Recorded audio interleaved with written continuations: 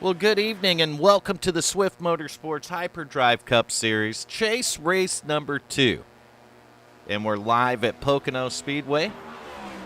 I'm your main commentator, Vern, and I'm joined in the booth by Michael McCauley. How's it going, Michael? It's going. We're going. Here again. We're here. We're here in the championship 5 races, and we're in race number 2 of it, so we got a few more after this one for the entire season here, and man, we got 16 drivers out there battling for a championship. Yeah, should be exciting. That's crazy, isn't it? Yeah, it's going pretty quick. We're going to look at the points too. I know I went over them at the end of the race, who those chase drivers were, and one of them's at the top of this. Actually, 1, 2, 3, about the first 5, 6, 7 of them are all in the chase that are on top of the speed chart right now. McCauley. There's no surprise there. You think you would almost think that they've been practicing a little bit. Yeah, they're putting in the work now. So you see Joshua Kanata, he's actually at the top of the board on points right now. He is your points leader with Jonathan Cogswell right behind, about 5 points back in second. So then you got the bootlegger, Tommy Haynes, third in points right now. And then right behind Tommy is going to be that 18 of Casey Duncan. So Duncan sitting fourth, and then you got the 5 of Chad Osborne back in fifth. And you got some names down here under the top 5 that are kind of surprising. And when I start saying them, you'll know what I mean. Just outside of the top 5 in sixth in points is going to be Todd Cray in the 22. And we know how fast Todd Cray is. Yeah, week in and week out. Week in and week out. Cray's got 2 wins on the season. And he's a driver. He's sitting 7th in practice, but he's one of the drivers I would expect to move up a little bit here at Pocono. That would be I would just suspect Todd Cray would gain some positions tonight. James Gannier back in 7th, and then you got, he's got to find the luck, McCauley, this 00 car right here. I've been watching him in practice. He's top 6 in practice speeds right now, and he's sitting, I don't know if I can count. I'll go to my second hand. He's sitting 7th in points. So that's going to be the 00 here in Nick Hunt. So Hunt's got a few more. He'd probably like to have one of these things go entirely his way for all the laps. No mistakes, not getting caught up in anything. All right, so moving back to the 9th position in points. I think I nicknamed him the gentleman last week. That's going to be Gary May in the 10. And you see him in the Mountain Dew number 10 right here. And he's kind of running by himself in practice, but Gary's sitting 11th on the speed chart right now. And he's like Mr. Consistency at the end of these things. So he'll certainly be one to keep an eye on right here at Pocono. And how many laps are we going around this joint? 95 of them, Michael McCauley. 95 times we're going to be going around here. How many turns is that? It's it's like 3 different racetracks connected by long straightaways. Had to reset the stream. I don't know if the chat's working or not. I guess we'll see when we get chat messages in there, but we still got a little ways in practice, I believe, about 10 and a half minutes here. Yeah, that's about right. Yep, I got it, McCauley. Right. I got it. It's working. We're working. We got something working. So where was I in points? Done forgot. I think I stopped at Gary May. Yeah, you stopped at Gary May there. All right, so we got to go to 12th.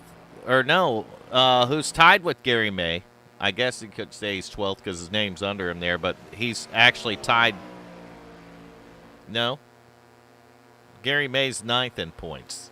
All right. I messed up because Gary Wells is in there too. Yeah. All right, so Gary May is 9th in points.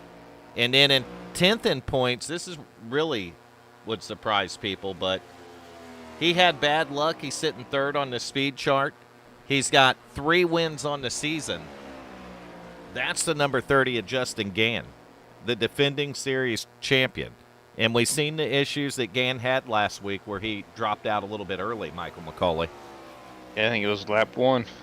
He's probably going to spin not just at Pocono right here, but a couple of races catching up and making up for that. It's not hard in 5 races to dig yourself in a hole. No. And sometimes those holes can be a little bit deep to climb out of. But one thing I know about that 30 car is he's got speed week in and week out, and he's a contender to win week in and week out. And that's going to hold a lot of weight in these final races, man. So nobody's out of it yet, I don't think, McCauley. No, it's everybody's in it right now. And you go back behind Gann, you got the number 11 of Gary Wells. Wells is right behind May on the speed chart, coming off the off of pit road right here. I believe it's going to be this Exalta car, the 24 car.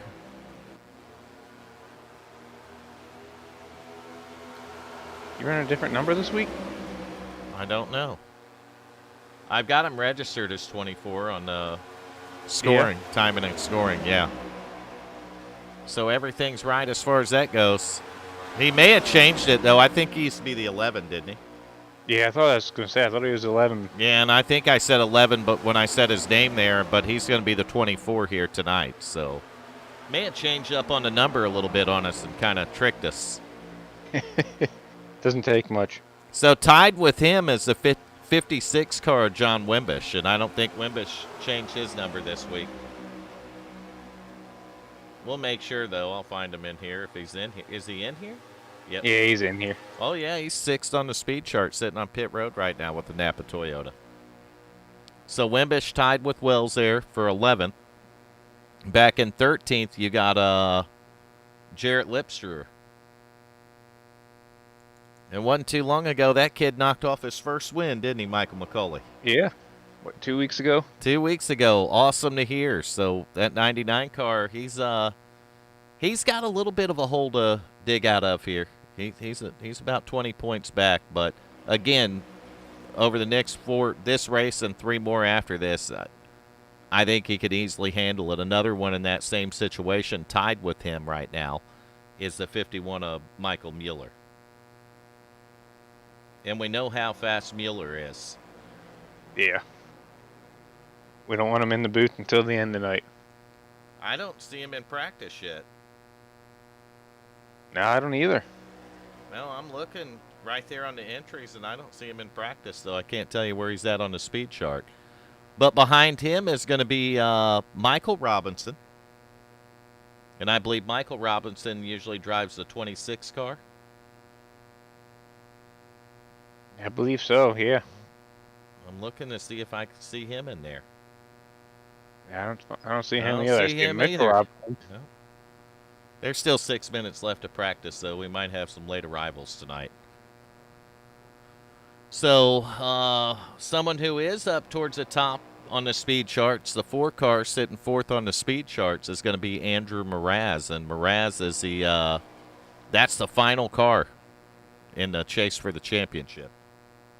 The 4 car. So he's sitting 16th right now. He has a hole to dig out of, Michael McCauley. Yeah. And he's 47 points back right now from the leader, 26 from the next position. So that 4 car is going to need good finishes here. Yeah, I believe he missed last week, if I remember. You see the Busch car on track right now.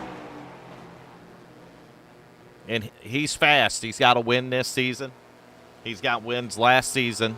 Very competitive driver. And he's part of that team with Mueller and Lipstruer and Josh Kanata. And, man, I'll tell you what, all those cars out of that stable got speed. Yeah. So he's got a deficit, but that might be challenge accepted for this guy.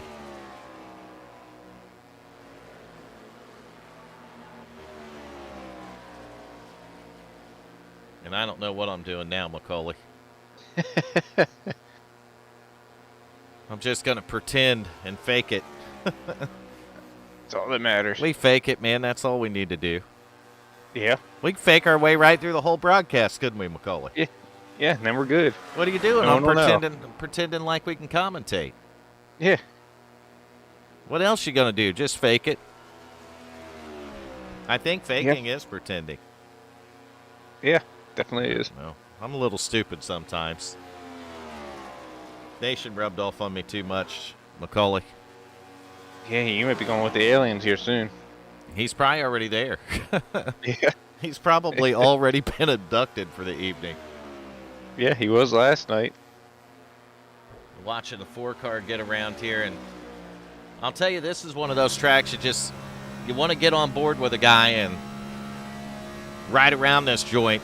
It takes a while to get around Pocono. It's a pretty good-sized track, so we're on board with the 4-car, Andrew Moraz. I'm not going to pull up the in-car because you can see his last name right on the dashboard of the car there. And I think he's coming up behind that 10 at Gary May. Oh, Ooh, Moraz, he found that fence, didn't he? We'll call that curse of the camera. Sorry about that. We'll go get on board with the gentleman Gary May up there. 10-car right here. We'll see if Gary's got this place figured out, Michael McCauley. Definitely a tricky track. And we're still missing a couple guys. We got a couple of them missing, McCauley. Yeah, that's strange. May's going to take us down pit road, and I find that a bit boring, so we're going to go on board now with the bootlegger, Tommy Haynes, a 17 car. This is just practice. So if we give him the curse of the camera in practice, it's okay, right? Yeah, practice. Better than practicing in the race. We'll just blame it on Nation anyway. He's not here. Yeah.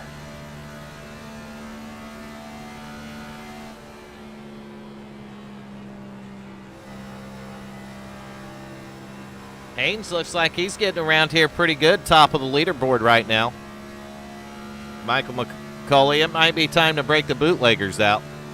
I'm already drinking one. You knew he was going to be fast, so you're getting this party started early, aren't you? Yeah, I was ready. Bouncing a little bit in the turn. You can see how the suspension's set up on this car, man. They catch a bump, and it's like a pogo stick, literally.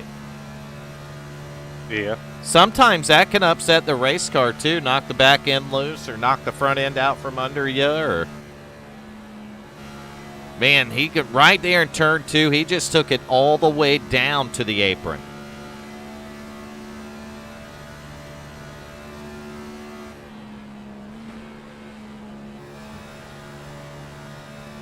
Coming through the final turn right here.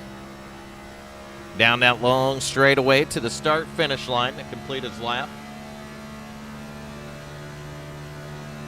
His fast lap is a 53.276. That lap there was a 54.545, so that shows you what kind of drop-off there is. Yeah, I wonder if his fast lap was with the draft or not. Those tires are feeling the pain. You treat this like a road course, or?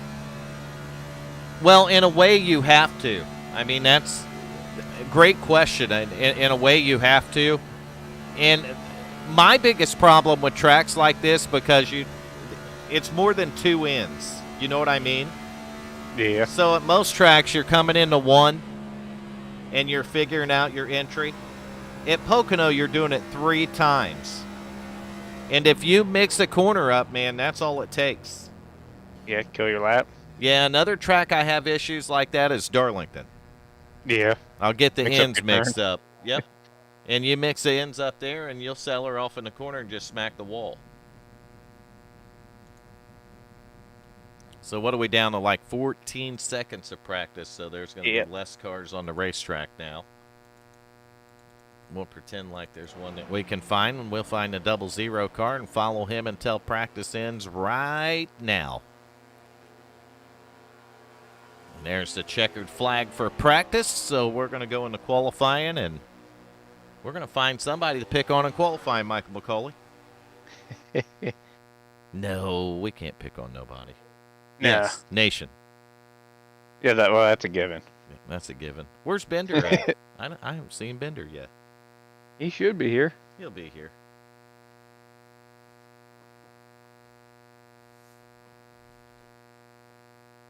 Got to keep points with the boss, don't he, Michael McCauley? Yeah. Yep. That's what you got to do. All right, so I think the 16 car, he's been fast in practice. He's on the track right now. That's Josh Kanata, and I don't know, on board? What the hell? Might as well. On board with him right here. 16 car, fast in practice. I think, what was he, in the top 3 or 4? Yep. So he's very, Number 2, actually. very capable of pulling off a good qualifying lap here. So number 2 in practice, behind the 17 bootlegger car, Tommy Haynes. And he's going to come out of turn 3. This is probably going to complete lap number 1 right here for Josh Kanata. And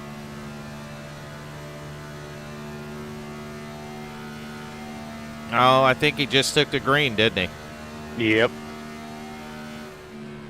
So this will be, it's such a long track. Yeah, it's hard to keep track where they're at. You don't know where he's at. How's it going there, Mr. Hal Amy? Are you staying dry? Got your head above water? It stopped raining today here, so hopefully it did for him. You get a lot of rain, Macaulay? Mm-hmm. Did you get those storms last night? How? Wondering, we got storms here around 10 o'clock last night. Hal said it would rain heavy, and then it would rain a little lighter, and then heavy and light. Yeah. Yeah, last night around 10:30, we got some nasty storms around here. All right, so the lap that counted put that 16 car right at the top of the board momentarily. On board with Moraz, but I'll tell you who I want to jump on board with. That's the 17 of Tommy Haynes right here. P1 in practice. And he's on his money lap right now. Man, and this 17's fast tonight. That's like bootleggers for all of us, Macaulay. Yeah, definitely is. That's good, Hal. Glad you're above water, man. My phone flashed. I don't know what happened to it. Man, look how close he gets to the wall right there on that corner exit. Could have reached down and touched it there. Had rain on and off all day and last night. Yeah, sounds about right. Where's Tommy Haynes going? 6th. So business picked up in qualifying, and Kanata's lap, man. Holy crap. Where'd that come from? 53.923 is the lap that Joshua Kanata ended up putting down, Michael McCauley. That's a heck of a lap without any draft. You see Haynes, though, maybe it's his second lap is the faster one. I don't know. We're going to stay on board, though, because he's going for 2, so we're going for 2 as well. Going to come through the final turn right here, so we're going to see if he picks up or drops or... Looked like he had a pretty good corner right there through that final turn. Picked up a little. Went up to 5th. Yeah, so he was able to pick up on the second lap. Lap time of 54.043. We're learning, Macaulay. Yeah. You see Todd Cray third on the board. He's going to bring it to pit road. Now we're going to go on board with this guy. He's not done yet. That's the 00, a Nick Hunt. So we'll let Nick take us around here. He's going to come through turn 3, and he's racing the clock, literally. There's like 18 seconds left. It would take him about that long to get down this straightaway, Macaulay. But he's going to go to 6th on his first lap, man. That's all he's going to get, though. He's not going to get a lap 2 here.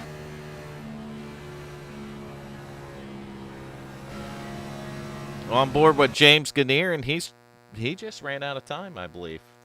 Yep. That's all it takes, man.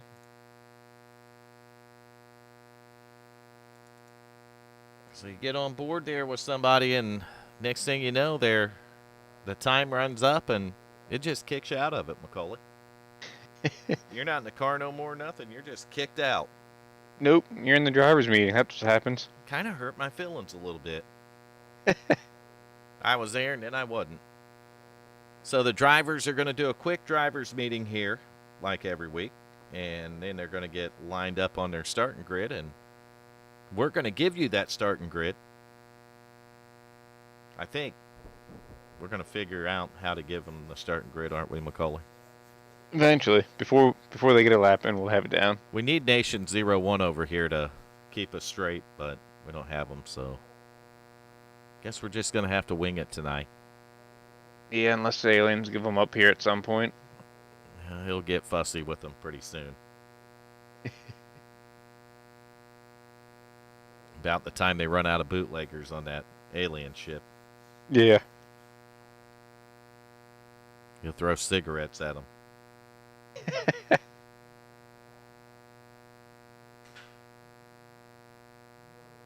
He might have had to make a trip to McDonald's tonight, huh, Hal? It's kind of an inside joke.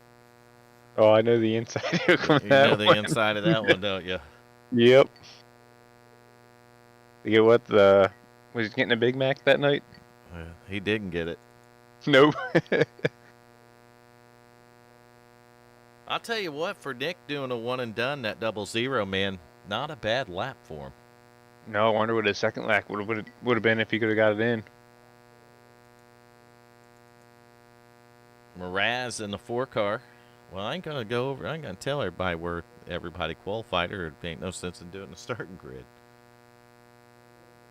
If I do that, it would just kind of make the starting grid null and void, wouldn't it? Yeah. We can't do that. Well, gosh dang it. So who's our closest starter? Right there. There's like 4 or 5 cars that go in front of them here, so they could do a quick drivers meeting. Though they'll take a break sometimes, Yeah, grab them a drink and a smoke and a bootlegger or 2 or 3 or 5. You on number 1 or 2?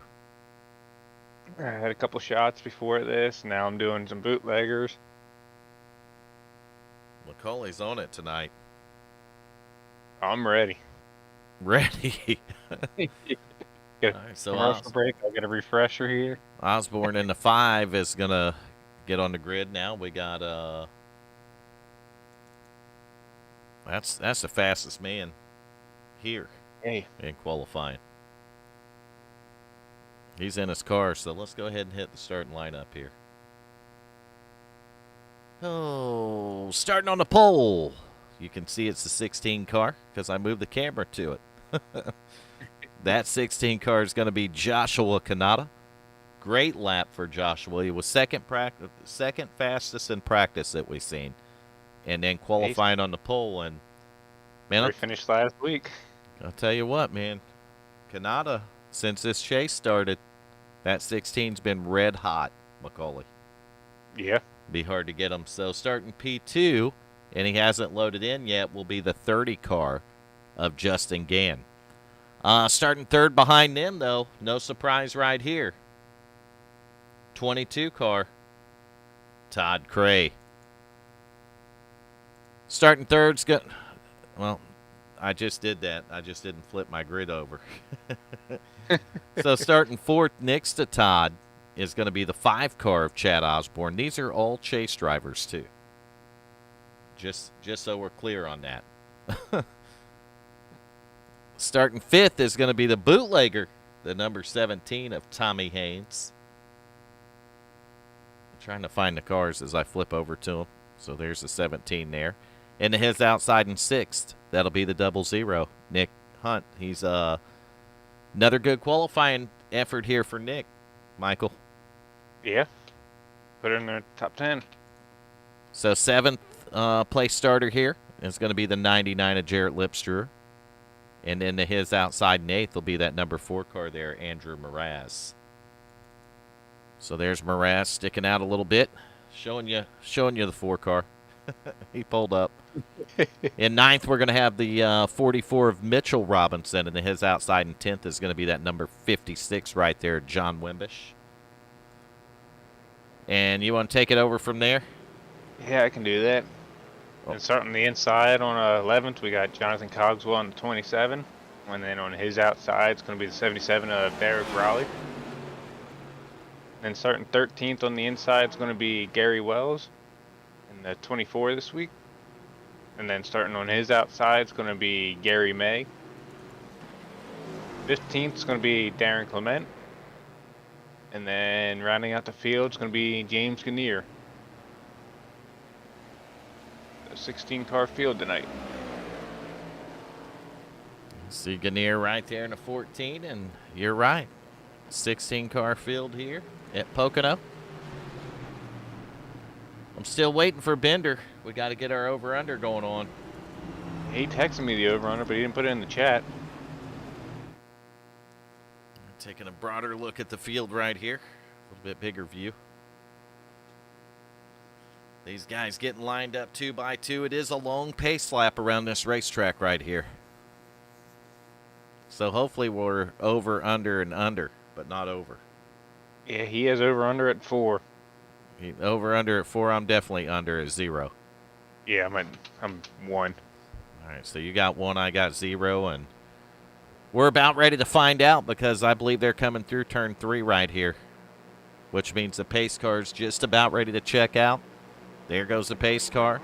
And we're green flagging racing at Pocono with the Swift Motorsports Hyperdrive Cup Series. Chase race number 2, mind you. And I seen a car jump to the bottom lane right there. Yeah, it was Andrew Moraz there. Moraz in that Busch Light car. I think it's Busch Light, isn't it? Yep. You see him fan out a little bit in the back, the 10, the 14, 77. And we're going to reset our timing and scoring because it's dumb. Oh, nope. I thought we had a new leader. I was wrong. Justin Gant settled into 2nd place now. Yeah, Gann's got it settled into 2nd. He's back about 3/10. And then you got a side-by-side battle there with Osborne and Todd Cray. So the 22 and the 5 car to his outside. And I believe that might be Moraz coming in behind him there. Yeah, he's coming up quick already, starting 7th. Closer camera view here.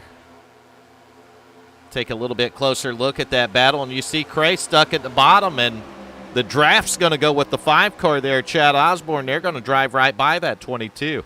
And look at the bootlegger right on the bottom in the 17, Tommy Haynes. Sometimes a guy goes where that draft is, man, and the speeds greatly increase, Michael McCauley. Yeah. And these long straightaways is a good opportunity. You might even be a little slower than the guy in front of you in the corner. But because of this long straightaway, you're going to catch him. You see what I mean? Yeah, it's a great opportunity. Still watching that 2nd place. It's not really a battle right now, but you see Moraz, though, in the 5 of Osborne. We know that Moraz has had to make up a few spots to get up there. So Andrew Moraz in that 4 car up to the 4th position. And now you got a side-by-side battle for P2, but Moraz is going to go to the outside with the 30 car. Look at that push going down the straightaway there. Oh, yeah, it just pushed them right by the 5 car. And now if the 30 stays high, it'll pull the 4 ahead of the 5-2. Now the 5's hung out to dry on the bottom. Look at that. Todd Cray's going to go by him. Garrett Lipstruer. Yeah, Lipstruer's going to try to work by on the outside. Wimbish. He went from, 3rd all the way back, and look at the battle up front now. Moraz has found his way to the P2 spot, kick Gann back a spot. Damn it, McCauley, we got a battle. Yeah. Two teammates up front, though, 16 and 4.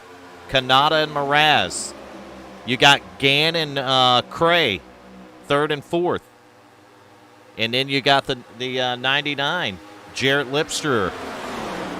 What a pretty paint job on that car. Take a look at that for a second. Really like the green. What is it, like a green chrome and a black? Yeah, it's like a green chrome. Looks pretty good black. together. Yeah, no, I like it. You see Wimbish right here is going to take a look to the inside, and Lipster tried to get down there and shut the door. He's just a little too late, McCauley. Yeah.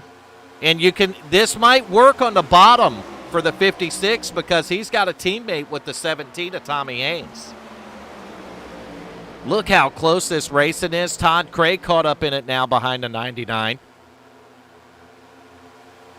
Looks like the battle's kind of staying third on back. These guys just go after each other. Meanwhile, up front, you got a lead change. Andrew Moraz in the 4 cars taking the lead away from the teammate. Yeah. You see Kanata running a little higher lane through the turn. That's going to allow Justin Gann in the 30 to pull up on his bumper. Moraz all the way to the bottom of the track trying to break that draft.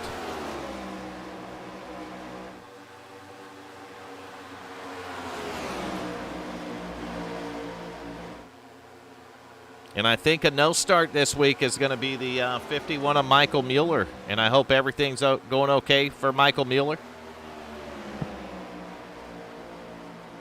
Not very often you see that feller miss a race. No, he's almost here every week. So there's the 4 right there. Moraz, your leader, Andrew Moraz. The 16 of Joshua Kanata. Back in 3rd is Justin Gann in the 30. And he's got a whole bumper full of that 99 right there, Jarrett Lipstruer. You got Lipstruer. Then you got Todd Cray rounding out the top 5 right here. Then a big shout out for that 6th place driver in line. Blue and gray car, the 27 of Jonathan Cogswell. And Mitchell Robinson having a pretty good run so far here at Pocono, even though he blinked on us right there. Mitchell Robinson in the 44 car, right behind the 27. We want to thank everyone who's tuned into the broadcast to this point. Invite your friends over. We're going to have a lot of fun here at Pocono tonight. We got almost 90 laps to go, so we're going to be here a little while, McCauley. Yeah, just a little bit. Get your popcorn. Get your popcorn, your bootleggers, and your butt kicker. Butt kicker. Now, you definitely got to get your butt kicker because you'll have to feel what you've been missing if you don't have one. Yeah. You hear that, Hal? Butt kicker. Feel what you've been missing. If you don't like it, Diana's going to love it, man. Promise you. That right, McCauley? Oh, definitely. Worth every penny. McCauley had one. His girlfriend wore it out in 2 weeks flat. That's a true story, ain't it, McCauley? Oh, yeah. Now, the butt kicker's built better than that, man. I'm going to have to order like 2 or 3 now. I heard it'd handle a whole bikini team.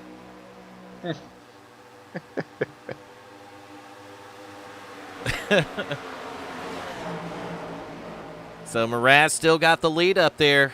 Kanata hasn't tried to wrestle it away from him yet. And I'm going to tell you, I kind of like anywhere, McCauley, once these tires start to wear, man, there's going to be comers and goers. Yeah. And don't ask me how many laps they can go on a tank of fuel because I have no earthly idea. I'm going to guess 17. Yeah, it's probably going to be between 17 and 20, I'm thinking. So we'll just make our guesses at it based on how much fuel that they put in the thing. And I don't know. Maybe we're going to be right, and most of the time we're not. So I'm used to being wrong. We did our over-under because Bender didn't put it in the YouTube chat. So we did it anyway. And we're both under. I'm at 0 cautions, and McCauley's at 1. Look at that, though. These guys, 9 laps in, and they're still just nose to tail up here. 4, 16, 30, 22, 5, 27. 99's in there somewhere. He's fading back a little bit now. I don't know. You get caught on that bottom, a couple guys line up on the outside, and you're in trouble. Yeah, if you get out of that draft, you're in trouble. You might not lose 1, but 8 spots. You get tail end of the longest line there. Look at Cray running the bottom of the track there. He got to look underneath the 30 car, but he just, no draft down there, and he could not get the momentum. But the 27's down there now, so if he could have picked the front end of that car up, then maybe a little boost from there might have made something happen on the bottom. But I've seen more happen at the top here than on the bottom. But you look at the 5, though, of Osborne, he's going to go after the 22 right here. And he might clear him down the straightaway. I don't know. Yeah, he's going to get drafted help, McCauley. Yeah, it wasn't enough there. He might prove. No, it didn't even help right there. You see that? The 22 was able to catch that 30's draft on the outside, and it pulled him right back by him. It looks like you can set the guy up and you can get a run. But, man, if you lose the draft and if you don't have a car behind you to push you, you're done. Yeah. So you almost tend to think that guy's going to need help here tonight. You got to plan out your run, too, if you don't have help. You seen that 5 once again shoot all the way to the bottom, and he's going to get around the 22 and maybe get back in line here. He's going to stay to the bottom. That's going to allow the 22 to pull right back up on the 30's bumper. Now the 5 drops. And the 5 paid the price for it. Dip to the bottom, got to run. He actually had room to close in between the 30 and the 22. And he probably should have taken that opportunity and just took 1 instead of 2, McCauley. Yeah. Sometimes you just got to get her one at a time, you know?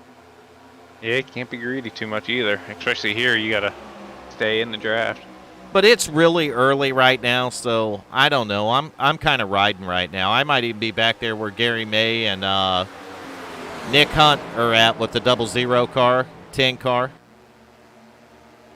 Yeah, maybe Chad Osborne, maybe he was just testing there, see what he can do towards the end of the race. Just he's up front, maybe he's just testing out what kind of run he can have and where he can go with it.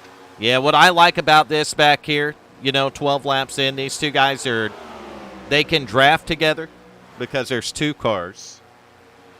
And they're just taking care of their equipment, Michael McCauley. Yeah. And it's smart right now. Right. If they're a little slower, maybe they can stretch their fuel for another lap. You know what I mean? Yeah. I mean, maybe some of these guys listened to us on the over-under and knew that I was perfect last week. And when I predicted 0 this week, they're like, oh, fuel strategy right at the start. I doubt it, though. I doubt it, McCauley. One could only wish, right? Change it second, though, is going to put Gann in the 30 up to the P2 spot. This is kind of a battle I suspected to see here. You got the 4, the 30, the 16, the 22, 56, 17. And then you got the 99. I mean, all your regular battles up at the front.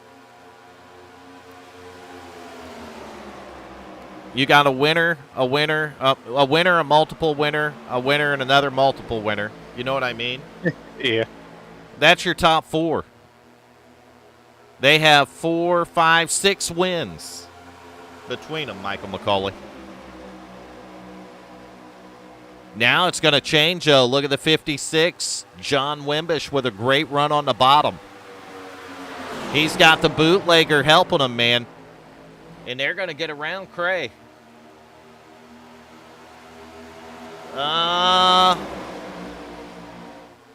Nope. I think Tommy Haynes just got hung out to dry by his teammate.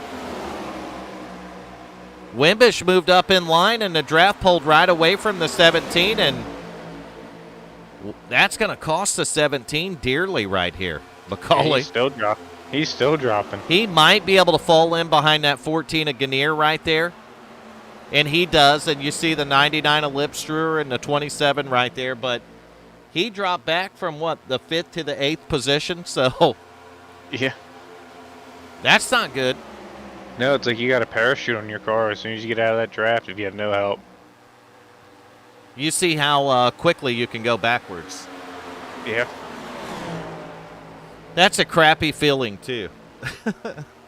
If you've ever been in that situation on a draft track, which, you know, any of us on iRacing have been from time to time, sometimes you'll have a damaged car and can't run with the draft, and I hate it when the car's just damaged enough that you can barely.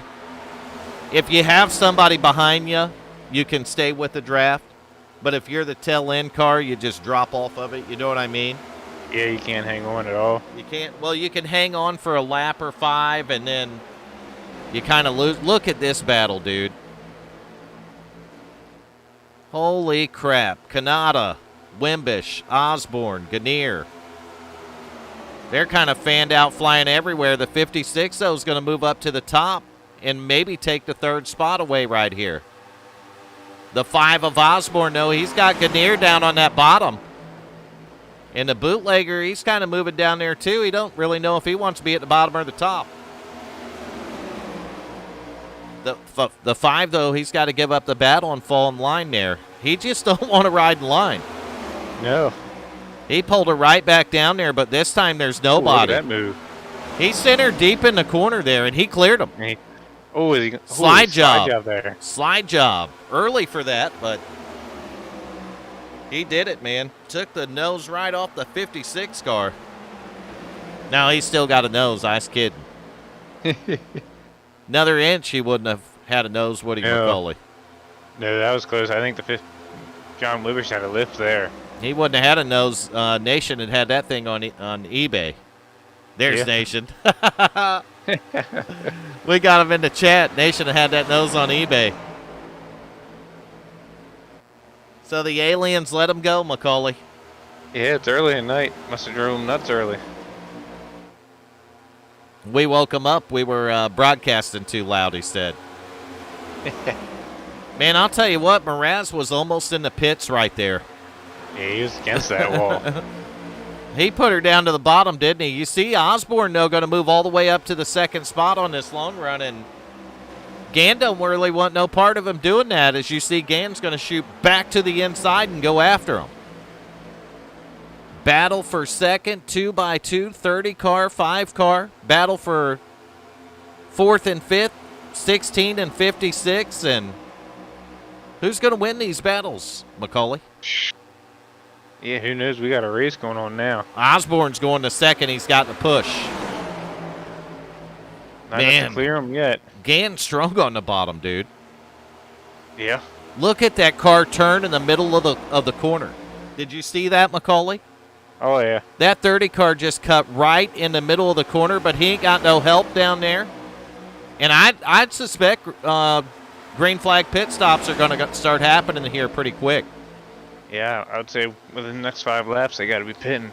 How is the 30 hanging on like that?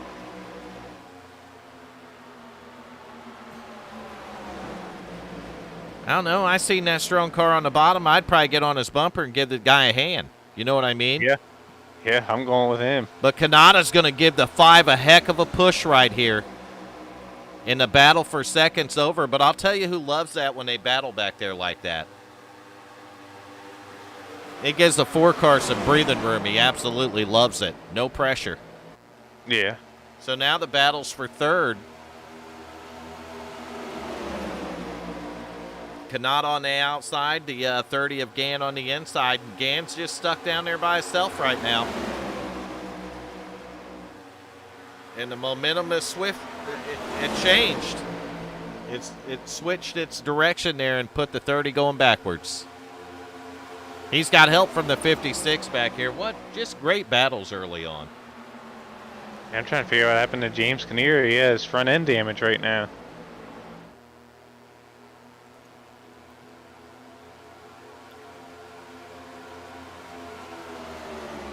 Yeah, I'm taking a look at the 14 car, and you can definitely see a dent in that right front fender. So maybe he gives somebody a really good push. Or maybe a slide job went bad. Yeah, could have been that too. Momentarily, but the damage doesn't appear to be affecting the 14 car that bad.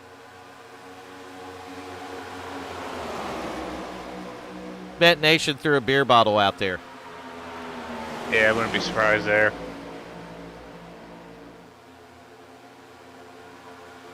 So this group is going to end back here with Cray, and this is an 11-car draft, and I went back to, or 10-car draft. As you see Cray working behind the 99 right here, and they're 20 in. I think they're coming to pit road. Yep. See Kanata right there, your leader. 99 of Lipstrewer, so all the teammates are coming in together right there.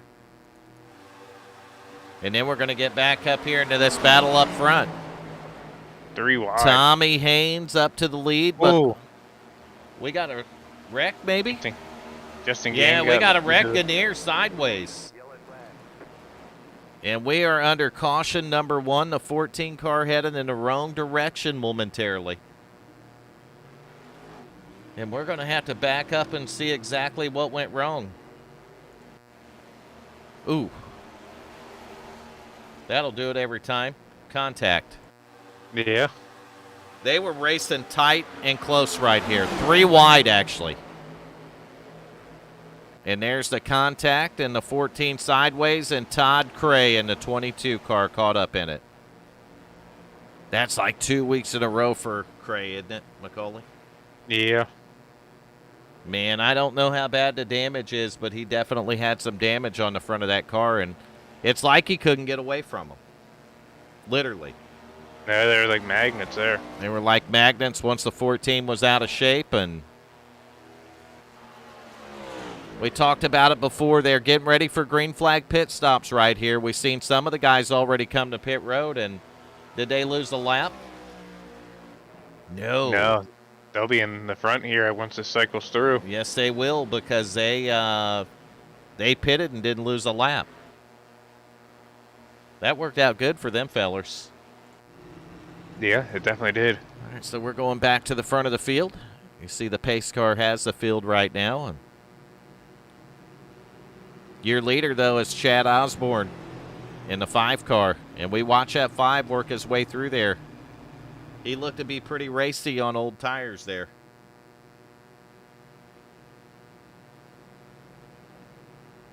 Racy, Nation. Racy.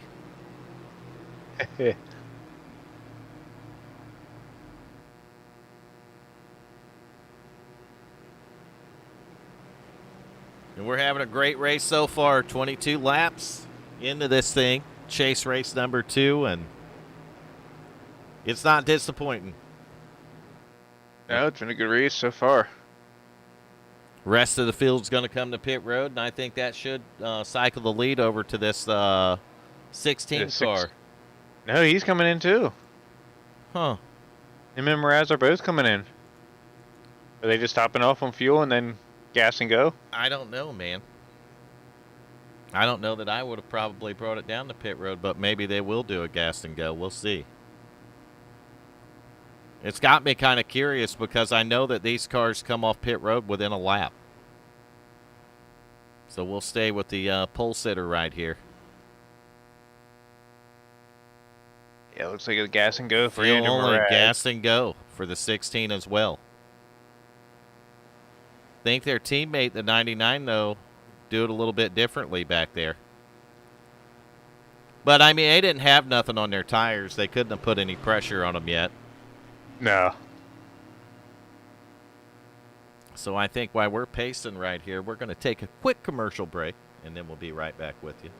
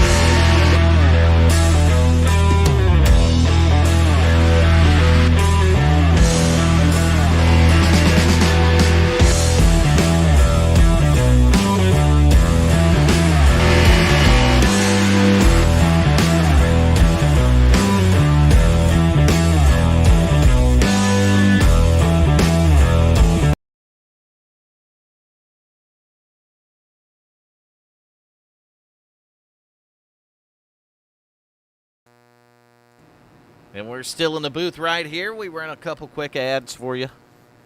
We appreciate everyone who's tuned in so far. It's been a heck of a race here at Pocono with the Swift Motorsports Hyperdrive Cup Series. And we're in chase race number 2, and there's guys that are obviously, a lot of them actually, about 16 of them racing for a championship, Macaulay.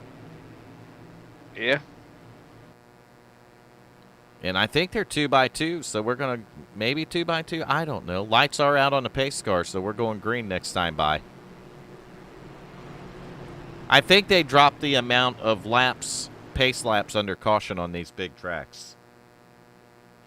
There's no reason for like 4 or 5 caution laps on, especially here. Yeah, you could cook you a steak dinner in that time. Yeah. Looks like Gary May got a wave around too on this caution. So that worked out for May. He might have been one of the ones that actually pitted early as well.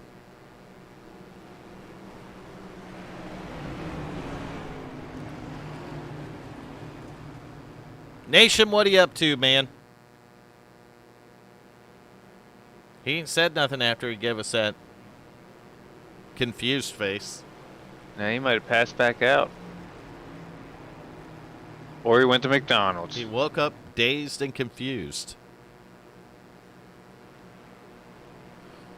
Well, Kanata is going to restart as your leader.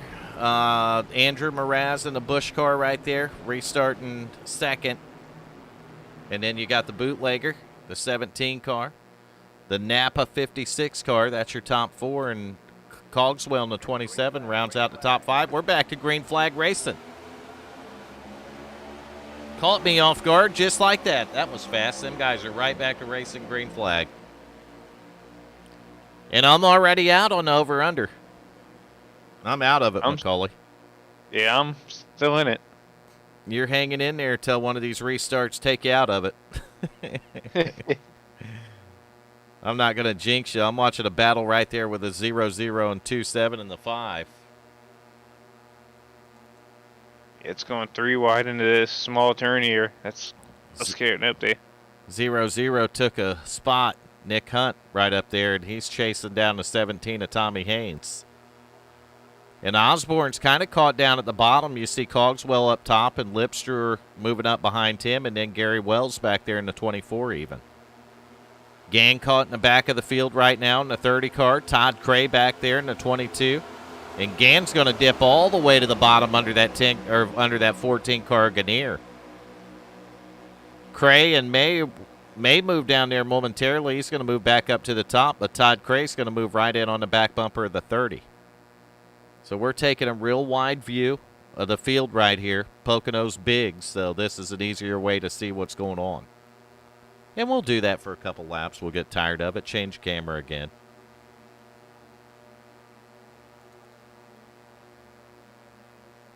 So the order right now, 16, 4, 56, 17, 00, top 5. That 5 car, though, he's quickly mowing them down, ain't he? Yeah. Seems like he drops back at the beginning of the run, then he comes first lap or so, and then he comes back on. Maybe that's the key to saving the tires for the longer run, man. Take it easy on the first lap or two and you know, don't qualify with them, basically. Yeah. And then you can hang on to them a little bit longer as they're starting to fan out in the front a little. I got to get up there on my counter here. Man, that 5 went to the outside of the 00. I think he's going to take the 5th spot away. He does. Yeah, he does there. 00, a little bit slow. He's going to back up to the 99. Now the 5 car's going after the 17. Almost collided there. Look at that. Drives her in the corner a little deeper. Slide job. Open the door. 17's going to look right at the bottom.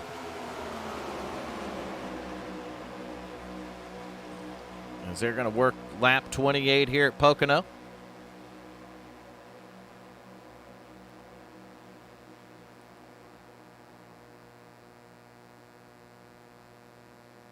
I'll tell you what, though, that 4 car, when he gets out front early on in these runs, is strong. Oh, yeah.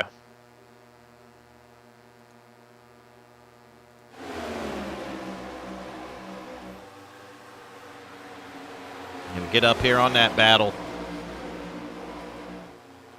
4:16, 56, 5:17. Your top 5.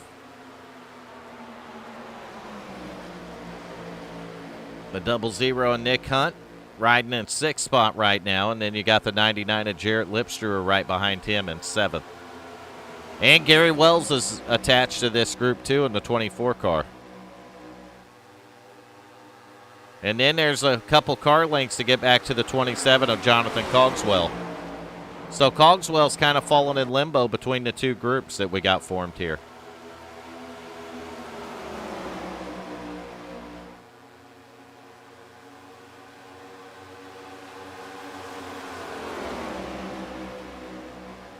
Moraz leading it. He's kind of like the leader of the train. Yeah. He's the engine.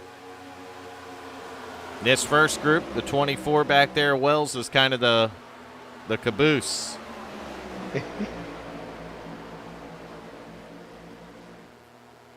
Had a pretty good draft going, but Cogswell's able to hang on to it. I thought for a second he was going to fade back to that second group, man, but he pulled back up on him a little bit here. He's right back up on him.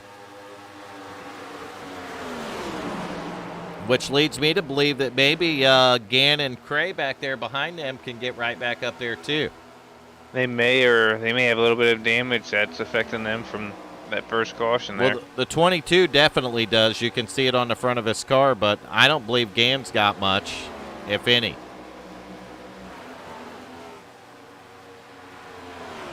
No, just a little bit on the left rear. Yeah, Cray's not able to hold right up there with that 30 car. But he's not in terrible shape either.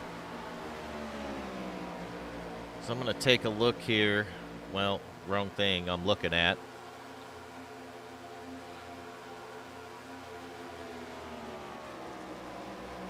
I don't even know what I was going to look at. I forgot, Macaulay.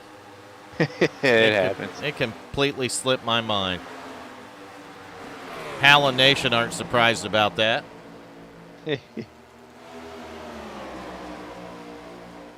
Look at that 5 car. Up to the 3rd spot now, Macaulay. His long run gets on. He seems like he just gets stronger and stronger as this run goes on. That fella means business. Moving it right down to the bottom under the 16, and we got a battle for P2. And I'll tell you what, man, that 17 and 56, those guys are teammates, and those cars are strong. They've been right up here in this top 5 pretty much the whole race battling.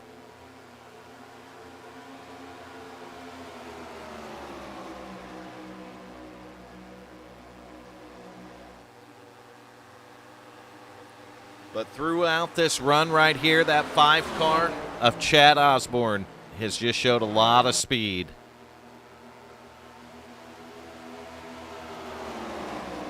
He was back there, what, about 7th, 8th position? Yeah, at one point. We do got 2 groups now. Here's the second group. Starts with the 24 Wells. He's got the 99 behind him.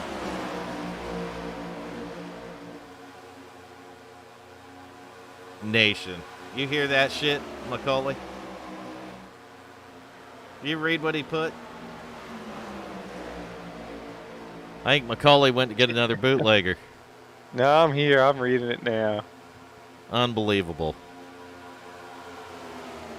Took a little time to go watch paint dry on the side of the alien ship that he was on.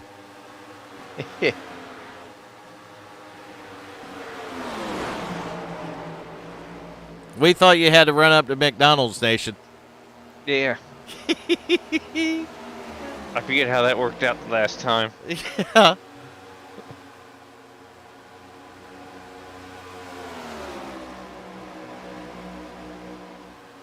So there's Cray and Gann back here with Cogswell. Yeah, Cogswell just got sideways and about a minute ago there. It's all right. As long as you get it straightened out. No harm, no foul. Yeah. Long as you still got 2 fenders and 4 tires, you're good.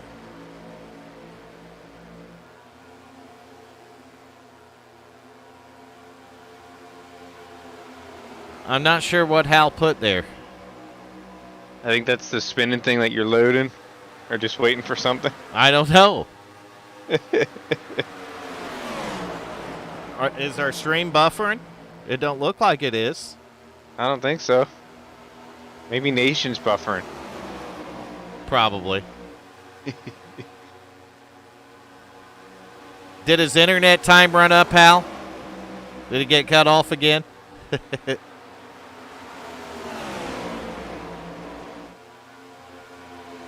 Meanwhile, back up front, man, that 5 is going after that P2 spot again. We'll see him do that, and he'll try it a couple times, and then the dude will just send it off in the bottom, and he may have help this time, though. He'll put it on him, won't he, Macaulay? Yeah. Nation's brain on dial-up.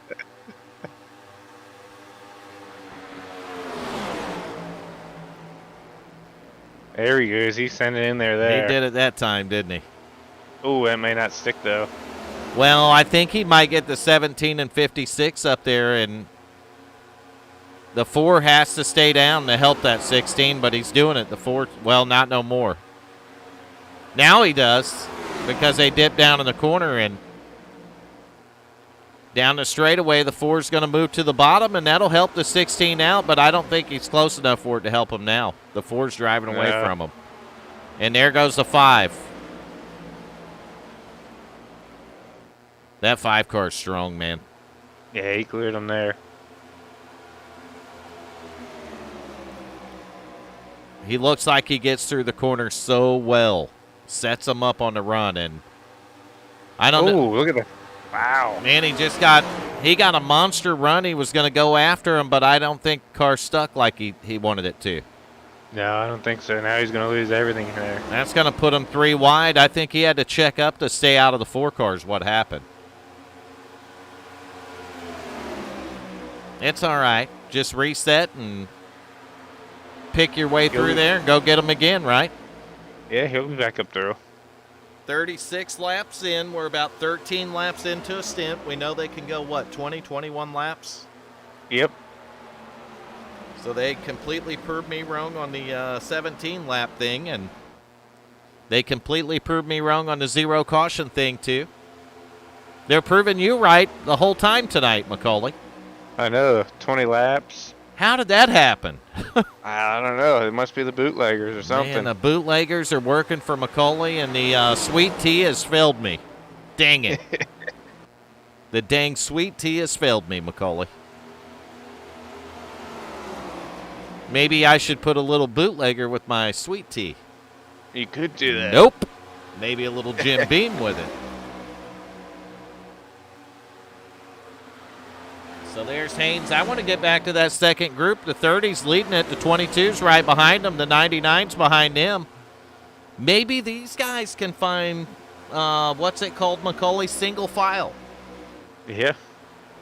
And maybe they can use single file to run the first group down. Because I'm looking at the counter, and they're about 2.66 seconds behind said first group. 10,000 bit rate, nation. Suck it.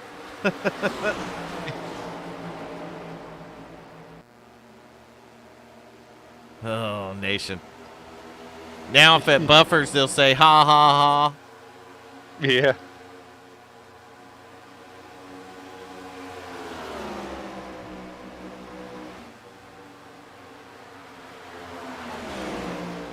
And I think these 3 right here trying to form their own group. Macaulay.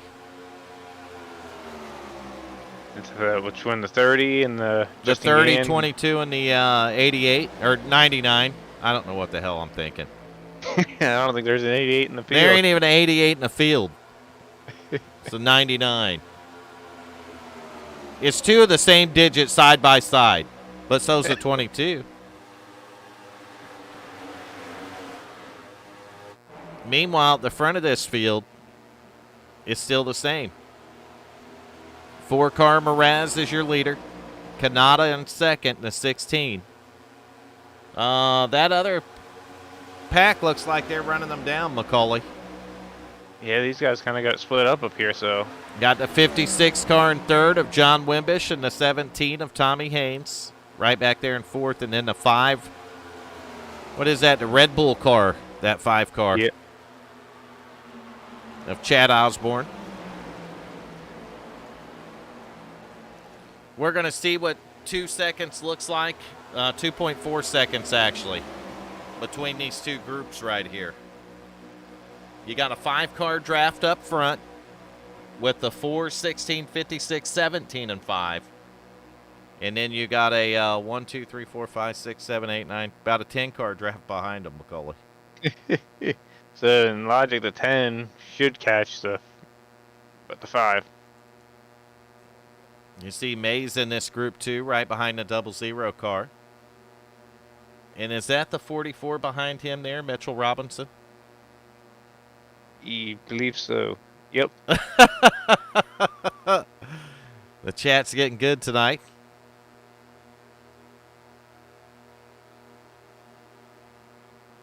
That 44 is blinking a little bit, man.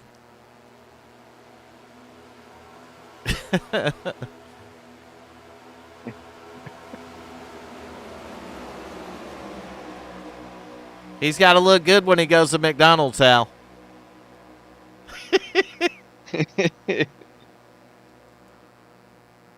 Oh, Nation's getting it now, ain't he? Oh, yeah. He can't win for losing around us.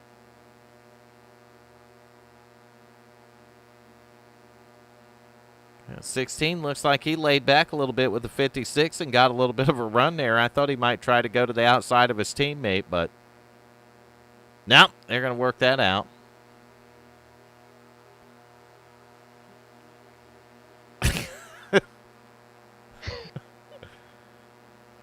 Well, we got the chat going on tonight. I told you it was going to be a fun one, didn't I? Yeah. I might have knew something about what I was talking about. I knew if we could drag Nation in here that it might get interesting, and here we go.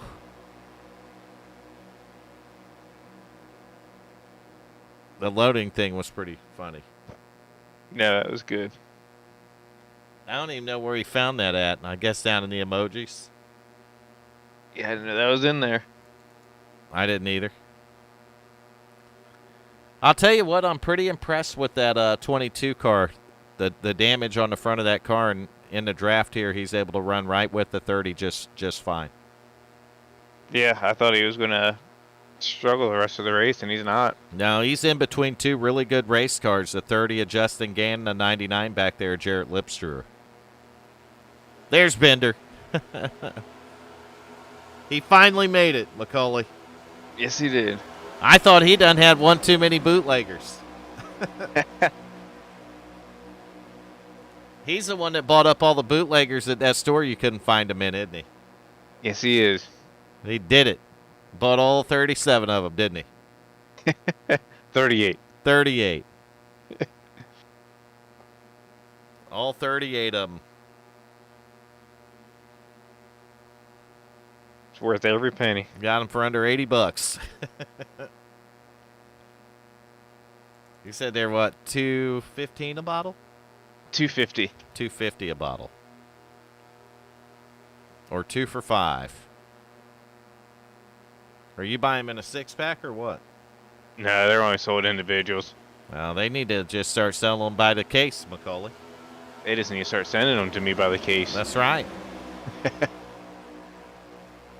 Maybe that's who needs to sponsor your car next. Yeah. They're on Tommy Haynes' car. Maybe you have to talk to him a little bit because you've been on the bootleggers quite a bit. Oh, I have been. They got to toss a little love to you there, Macaulay.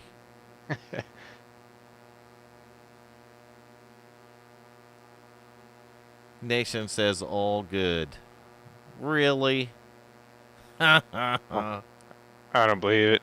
We beg to differ, don't we? I don't think that McDonald's trip was too good. Man, this first group right here, they're being good to each other. Yeah, the second group hasn't really caught now. Oh, Chad Osborne's coming in by himself. Sometimes you got to do what you got to do, man. That's going to move Gann up to what, 5th? But they're still 2.4 seconds behind. So they haven't gained, but yet they haven't lost, Macaulay. And that can all change right here.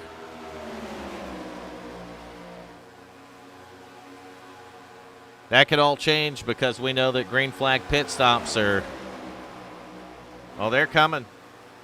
Whether these guys want to stop or not, the fuel tank's only going to go so far, and they got 22 laps on this run here. Yeah, I think your leaders are going to come in here this lap. We'll go up front here, and I'm really impressed that 4 car's been able to stay at the front of this field the whole time. And here comes the pit stops. 4, 16. Man, he's hauling in there. 17. You see that Cray and Justin Gann are going to keep it out. They're going to become first, second. They got Cogswell back in third. Nick Hunt, though, kind of out there by himself in fourth, isn't he?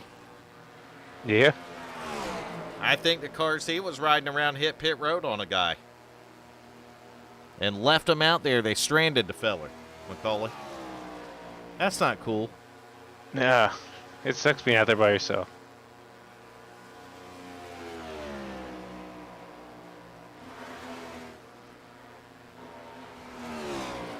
It's a hobby. That's the best way I ever put her. That's the best I ever seen that put, Macaulay. Somebody asks you got an addiction a problem. No, it's a hobby. So Gann just lighting them up, smoking them, going in the pit road. 22 of Cray behind him, 27 right there. Jonathan Cogswell, and I'll tell you what, man, that 27's had a pretty solid race here so far at Pocono. And these guys are going to get through green flag pit stops, and I might have to take a pit stop myself, Macaulay.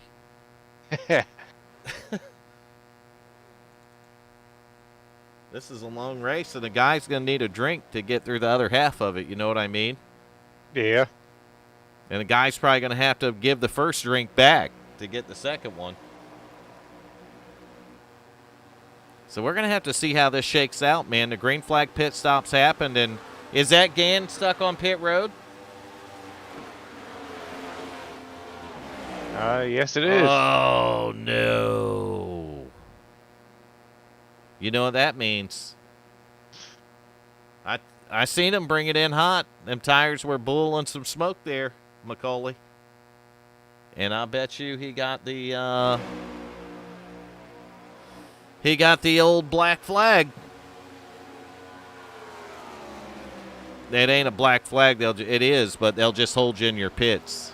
You know what I mean? Yeah, that's painful. There he goes now. He's rolling. Yeah, it feels like forever. And maybe Pocono being such a big track, a guy can get that penalty. And yeah, but here comes the leader now, getting ready to enter turn one. You see Moraz coming to turn one now, and Osborne through that green flag pit stops got up to second. So he got the 16 cleared off of pit road. Moraz still your leader. And these three are kind of broke away a little bit. Oh, there goes Osborne for the lead. He ain't waiting no more, is he? No. That Red Bull car's, it's been a bull. Literally. It has been a bull, but he's got a couple of teammates right here that's going to work together. I thought they were. Yeah, the 5, he got tight right there underneath that 16 coming off that corner, and he had to check up, Macaulay. And the teammates are 1 and 2 once again.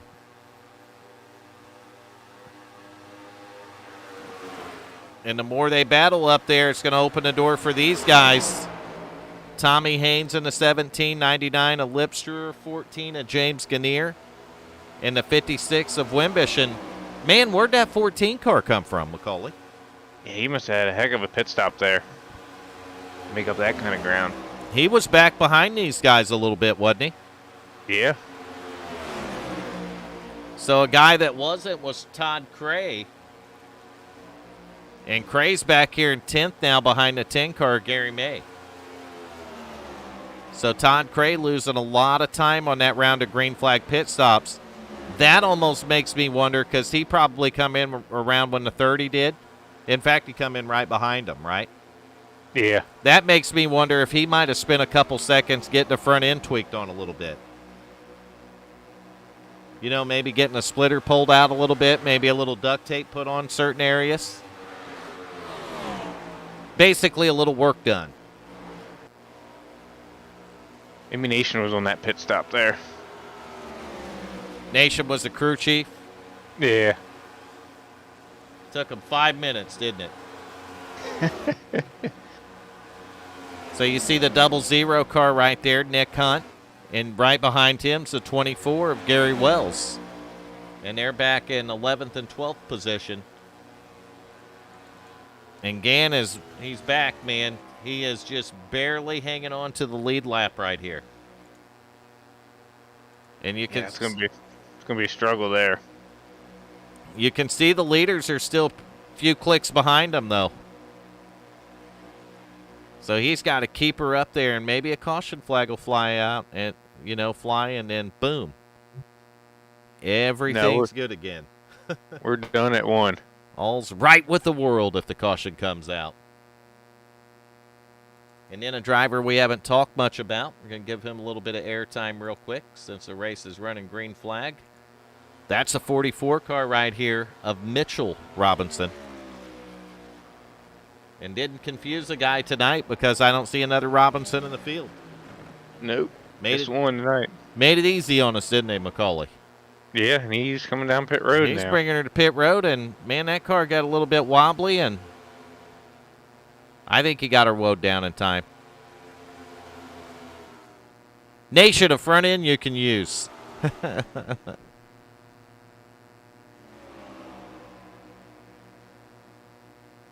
He puts those front ends on eBay, Macaulay.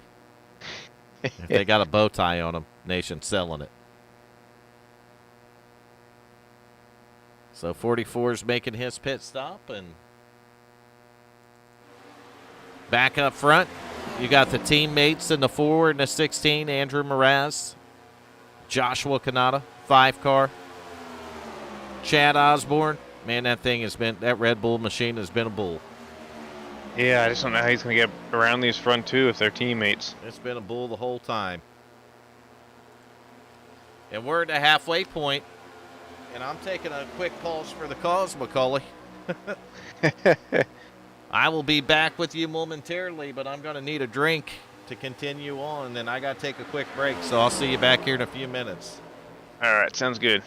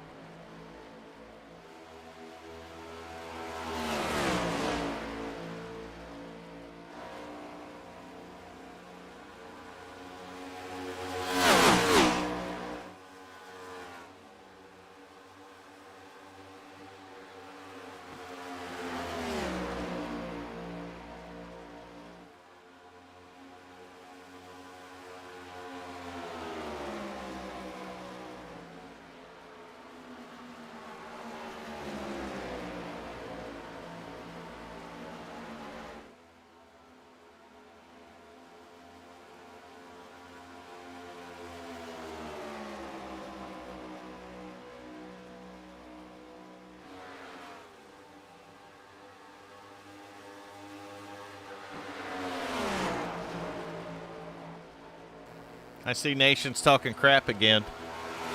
Yeah. Well, I'll tell you what happened, Nation. We were under a heat advisory here in Florida today, so I drank a lot of liquid.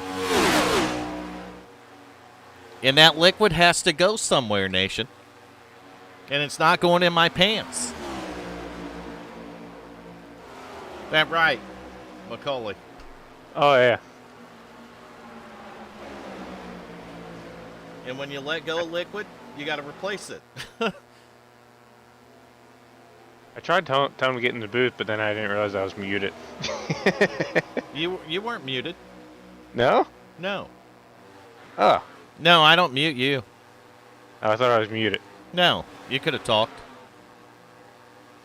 Maybe it did come through then. Yeah, if you said anything, they heard it.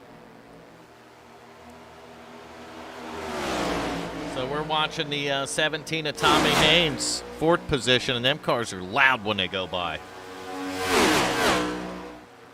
About broke a guy's eardrum. There we go. 17, 56, 99, 14. And that is what, 4th, 5th, 6th, 7th? Yep.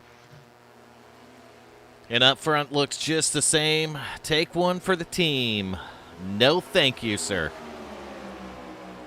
You already took it for the team, Nation. I don't have to.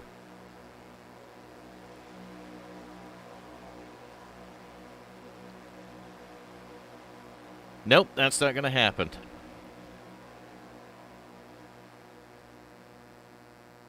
These three up front, it hasn't changed, man. And then they've got a little gap opened up. These three Almost do. 5 seconds. Yes, got 5 sir. seconds.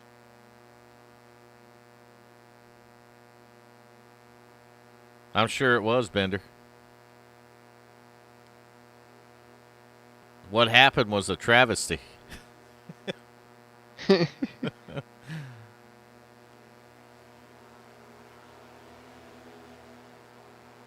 was a borderline felony, probably. Man, them two cars up front kind of opened up a little gap right there on the 5 car. I don't know if he might have played around with the outside wall or not. Makes the guy kind of scratch his head a little bit there.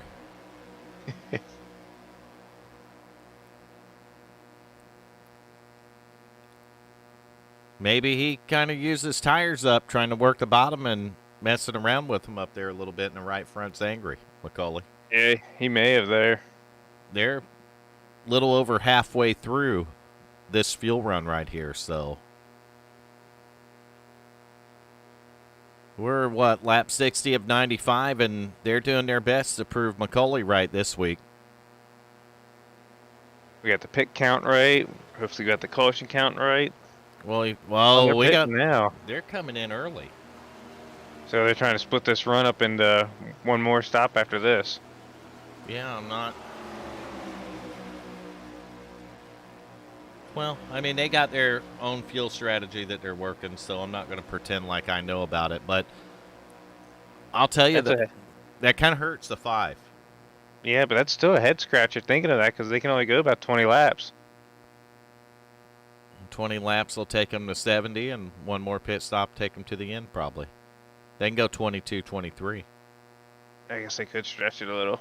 Yep. So what they're doing is just splitting their fuel run, maximizing it. They took the short hit here, probably to try to separate theirself by theirself. Yeah, get away from the 5 here. Right. So you going to come in here? Yep, he's on his way in now too. Yep. Well, he didn't have a choice, in my opinion. No. The only thing that he can hope is that he can get on and off pit road quickly and be able to hook back up with their draft when he comes off pit road, Macaulay. Yeah. But he's kind of probably got to take a guess of what they done when they went on pit road. And one of them got held on pit road, and I think it might have been the 4 car. Yeah, he just peeled out. Yep. So that's the we talk about this because there's so many green flag runs here, so we mention this race after race and week after week. it's one thing to get beat by another driver on the racetrack, but it's a whole nother thing to beat yourself entering pit road, Macaulay. Yeah. Those are mistakes, especially when you're racing for a championship and you're in the chase for a championship like this that can really cost you. One time can really cost you. 2 times can be detrimental. It's not something. Those are penalties that you just don't want to commit. You know what I mean? Yeah. But on the other side of that, it's so competitive, and these guys are so fast that they're trying to get every ounce of it on pit road entry, just everything. And sometimes that's what happens. You lock a brake up, and maybe you slide over 5 miles an hour. You know what I mean? So now the front of the field's going to change around a little bit, and I want to see where some of these guys end up. The 4 car's all by itself right here. Yeah, I don't know what he's doing. He's running like 125 right now. He's not going very quick. No, and he's actually sitting a lap down. Or is he waiting for his teammate to just help his teammate try to get to the win? Here comes his teammate now, so we're going to see if that was in fact a case, and I think it might have been. So he's going to pick Kanata up right here. And where's Osborne up? Osborne's not that far behind these two. He might be able to catch them. Nope. I don't think he will. No, not since they're hooked up now. Yep, they're hooked up now, so that might have put the dampener on him. And you see Gann back here in 10th right now, the 30 car. He's got Gary May right behind him.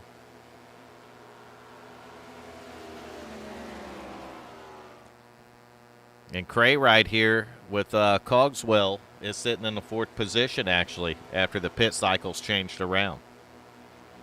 So of the 3 cars that pitted a little early right there, the one that paid the price on the pit road entry was the 4 car of Andrew Moraz. The 16 looked like he come out okay, and the 5 come out all right. The only thing with the 5 is the 4 and the 16 kind of did what they wanted to accomplish on getting away from him a bit, Macaulay. Yeah. They may have possibly gotten him out of their draft. You know what I mean? I can't tell him what he's about 3 seconds back from him. Yeah, he's back. Well, 3.2 actually. And Kanata's about 23 seconds behind Cogswell in 5th.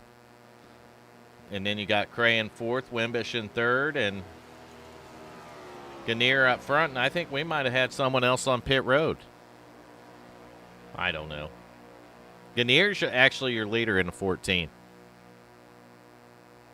Yeah, so did Tommy Haynes pit? I think Haynes. Tommy Haynes is, yeah, Yep, that's the 2 I heard come to pit road right there, the 17 and 56. So we have 30 laps to go. I don't think they can make it from here. I think that they actually ran their fuel run out. You know what I mean? Yeah. So they may short pit this next run. Yeah, so they're going to have to pit one more time. But they can split it now. They're 30 to go, so they can run it down to 15 and bring it to pit road. You see what I'm saying? Yeah. Maximize your efficiency on tire wear. There's Gannier right there, and Cray right behind him. And that should relinquish the lead back over to the 16 of Kanata. He's right behind the 4 car of Moraz. And that'll actually put Moraz, if he stays in front of his teammate, on the tail end of the lead lap. So if a caution were to come out, Michael McCauley, Moraz is considered on the lead lap. So he won't have to take a lucky dog or anything, and he can just run it right around. You know what I mean? Yeah, that makes sense. And the distance is 3.6 seconds back here to the 5 car. The 5 really needs to hook up with somebody. He needs a drafting partner, a little bit of help right here, but Man, I don't know what strategy that a guy might play. Maybe a couple guys will come in together and do 2 tires. I don't know. Yeah, if it's a short run, you may not need all 4. And maybe that's, something, if this thing stays green, that somebody like watching Wimbish and Haynes come in when they did, they would actually have that option. You see what I mean? Yeah. Or even Cogswell, he's still on the track here. Yeah, I'm going to find the 30 of Gann. He's actually back here by himself in the 12th spot. And we know Moraz is...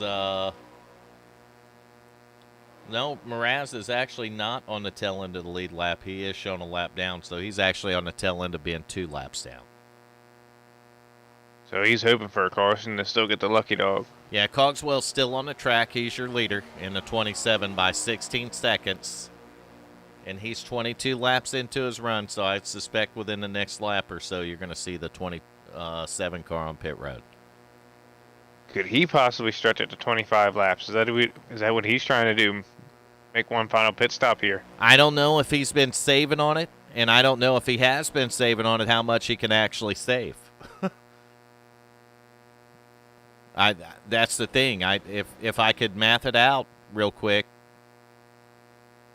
if he can go 25 laps on a run, if he's able to stretch that out, then we know he's able to stretch 25 more out. But yeah. the problem is he out of the throttle far enough at that point that it don't matter. You see what I mean? Yeah. So we'll see right here. I really don't know, but I think he's going to bring it to pit road. There he is. Yep. That shows you that the absolute maximum they can go is 23 laps. I mean, that clearly shows you right there.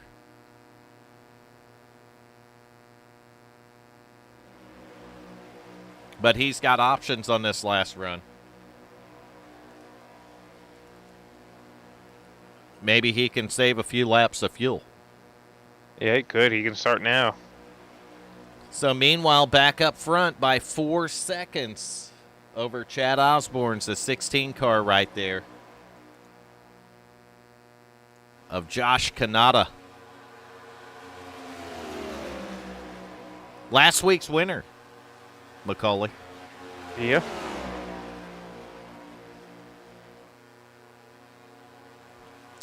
And Moraz, I think, did he start last week? I don't think he did. Missed. Nope, he missed last week. Mueller started, and he was out a little early and in the booth with us, and I haven't seen him this week. No.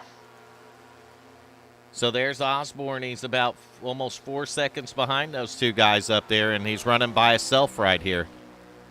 And I think that we're right on that they pitted the way they did to kind of break the draft with them and separate themselves. And then it's 11 seconds behind Osborne.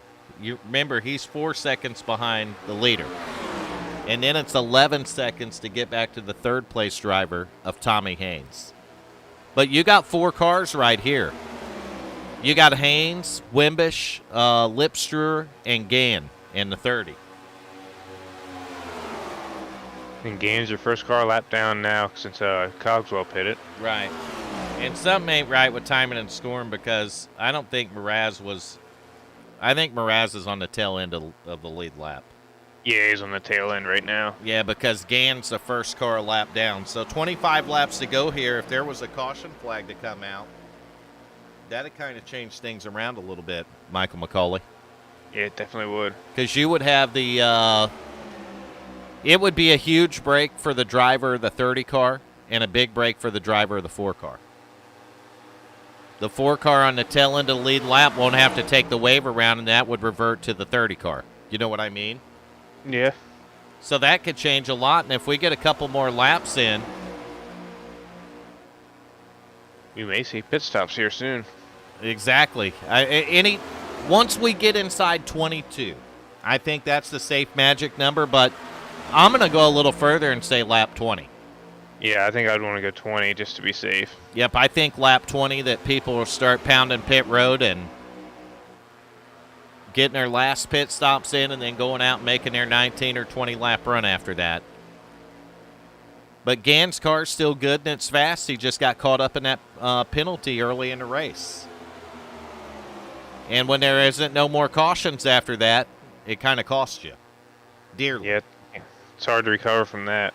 Another one that got a penalty's right here. He was up in the lead, and he led a lot of laps tonight. In fact, that 4 car right there. And he's working with his teammate, the 16 of Joshua Kanata. But, I mean, you can see how strong the 4 car is even right here. And he's on the tail end of the lead lap. And Osborne, he's not fading back fast, but he's fading back from those guys, McCauley. Yeah, he needs a draft partner. And here he comes. He's the one that's going to come early. Man, that's really early. Yeah, he that must be is trying to do right. different. Yeah. I mean, literally right in the window. Right in it. Right. Yeah. He wasn't going to let that 16 beat him to pit road this time, McCauley. No. But that was right inside the window.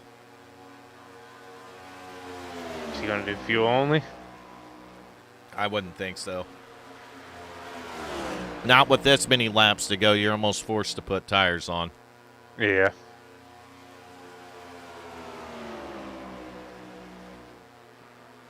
Nation. He's been pounding pit road, McCauley.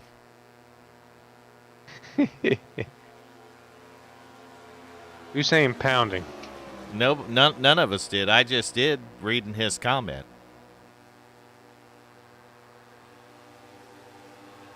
So we'll have to, it's interesting. He's back out on the track now, but we're going to have to see how that works out. Yeah, I don't know how much tires are a difference here, really. Tires are a factor. Did he take them? Yeah, he did. I saw.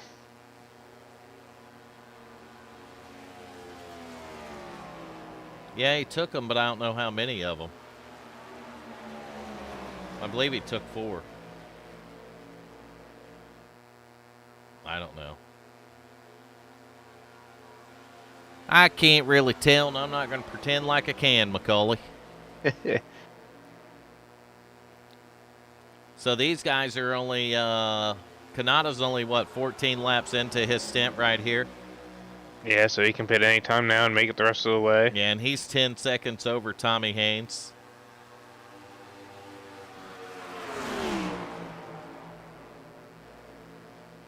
$15 laps into the stint, so.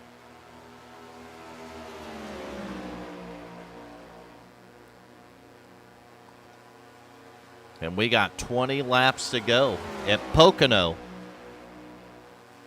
Race number 12 of the season, McCauley? Yep, number 12, number 2 Chase of the playoff. race number 2. That's right, playoff race number 2 here.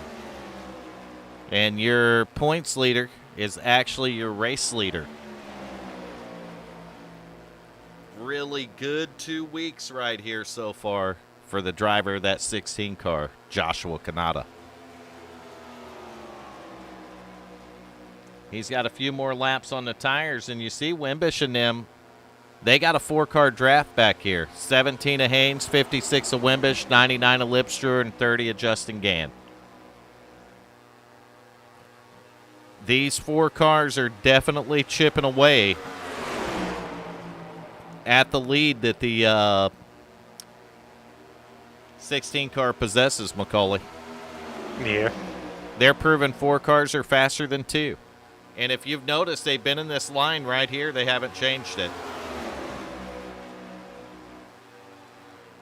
And right behind them, we're going to find 3 cars.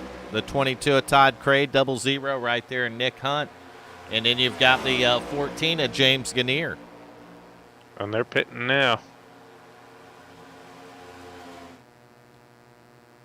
4 car and 16 are both on pit road. You don't want to definitely don't want to make any mistakes here, McCauley. No, they had a big enough lead. You could actually take an extra second or so just to make sure you don't make a mistake here. 18 laps to go when they went across the line right there, so you don't want to make any mistakes. And I would imagine at 18 probably a 4-tire stop, but we're going to watch and see. You'll be able to tell by the 4 car. Yep, 4 tires. And who's that? Lipster on pit road there, 00. James Kinnear as well. 24, Kinnear, yeah. 14. That time perfect. These two come out perfect together. So 4 tires and fuel for both the 4 and the 16 car. And look at that. Osborne's right there now. But they stayed out in front of Osborne with 4-lap, 5-lap better tires. McCauley. Yeah, I don't know see how much of a difference that makes here.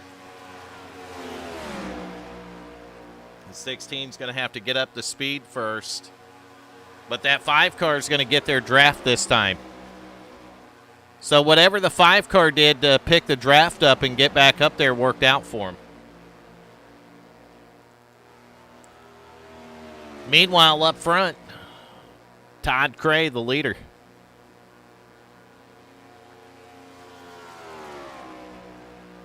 $17 to go.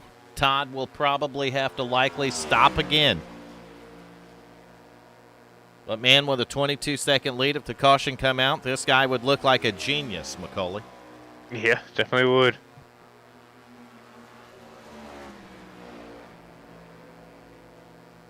Sending it through turn 3 at Pocono. When he comes by, we'll have 16 laps to go. Cray caught up in a little incident earlier on in the race that put a little damage on the front of the car, and I think it was the only caution we've had in the race, actually, McCauley. Yep, only one so far. Yes, sir, and it put a little damage on that 22 car, and it put him back a little bit, and he's just kind of been digging out of a hole, and he's, I don't know, he's done a great job, in my opinion, holding the positions that he has with the damage on the front of that. Yeah. He's got a 20-second lead over this driver.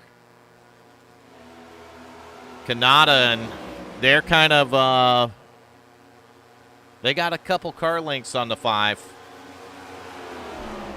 I would think 4 or 5 laps on tires would have to make a difference. That's just me. It looks like he's slowly fading away from him. But he threw a Hail Mary right there, in my opinion. And it worked for him. He was able to close the gap. Where it would have really worked is if he could have got out in front of them, too. Yeah, I mean, when you're that far behind, you have to try something different. So maybe with, who'd they go around there? Gannier? Yep. Maybe he can work with Gannier and Gannier can catch up and really kind of help the 5 out.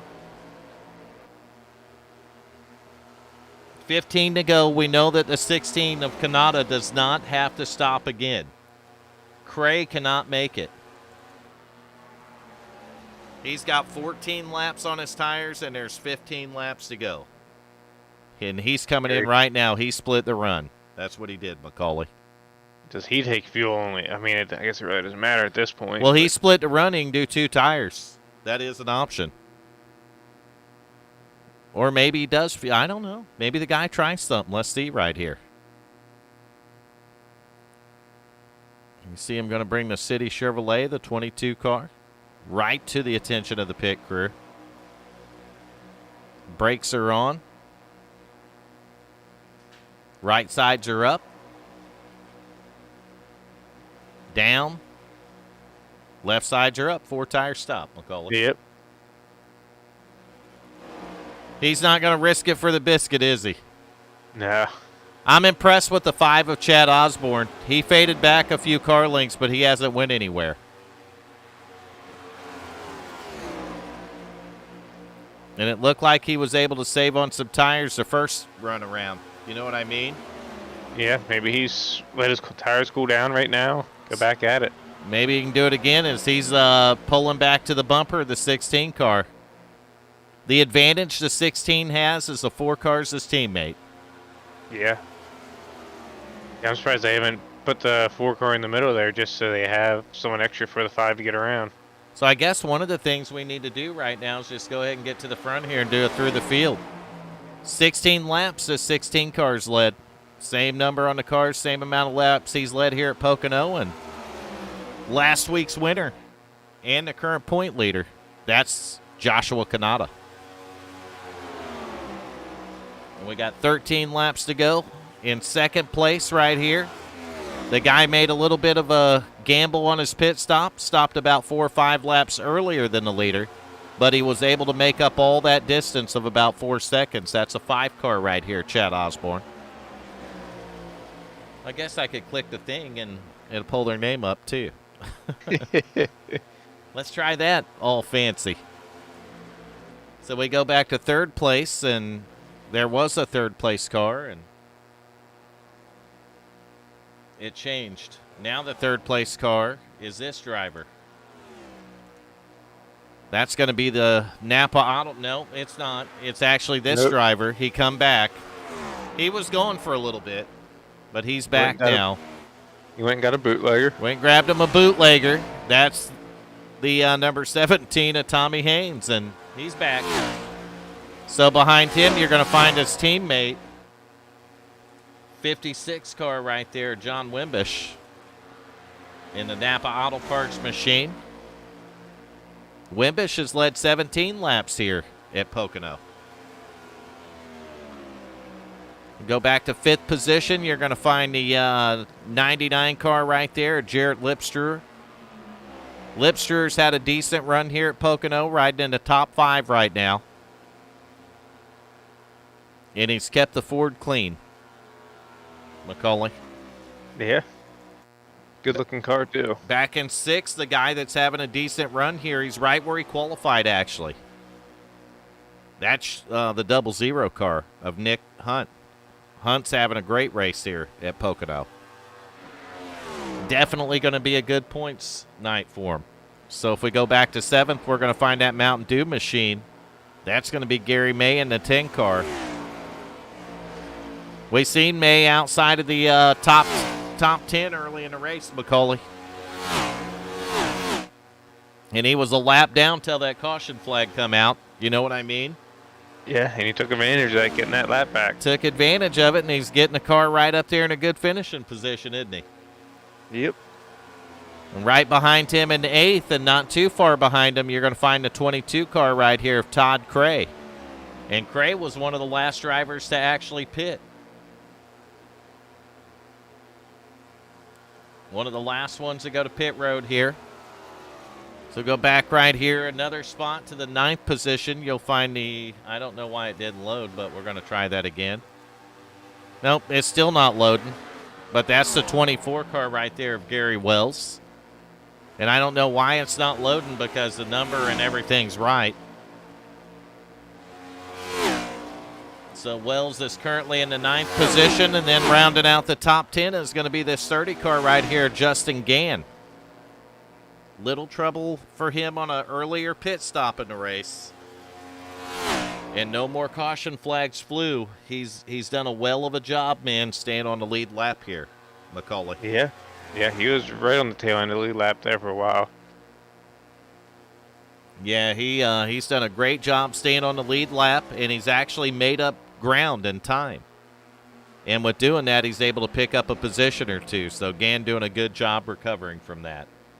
And then this driver right here, right in front of his teammate, the race leader,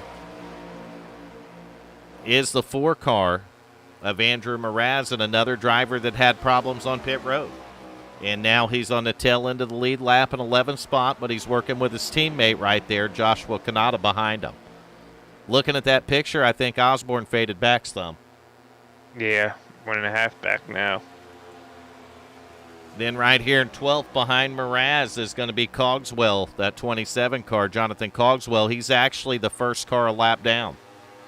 Right? Yes. Yep. He's right behind the leader at 1 lap down, and Moraz is just in front of the leader on the tail end of the lead lap. So Cogswell currently in the 12th position here. We're going to go back to the final car on the racetrack, and we'll find this 14 car of James Gannier, and Gannier's currently in the 13th position. I think our other 2 drivers have exited the race. They're currently not in their race car. Yep. So that is your Through the Field, brought to you tonight by Butt Kicker. Feel what you've been missing? If not, your woman will love it. They're going to have to change your whole slogan, Michael McCauley. They need to. So I noticed something, and I'm going to take a look at it, and I think the 4 laps on tires probably made this difference right here. But with 7 laps to go, the 5 car is almost exactly the amount of distance he was behind him when he short pitted him, McCauley. Yeah. It didn't work. He's paying the price with the tires right now. You know what I mean?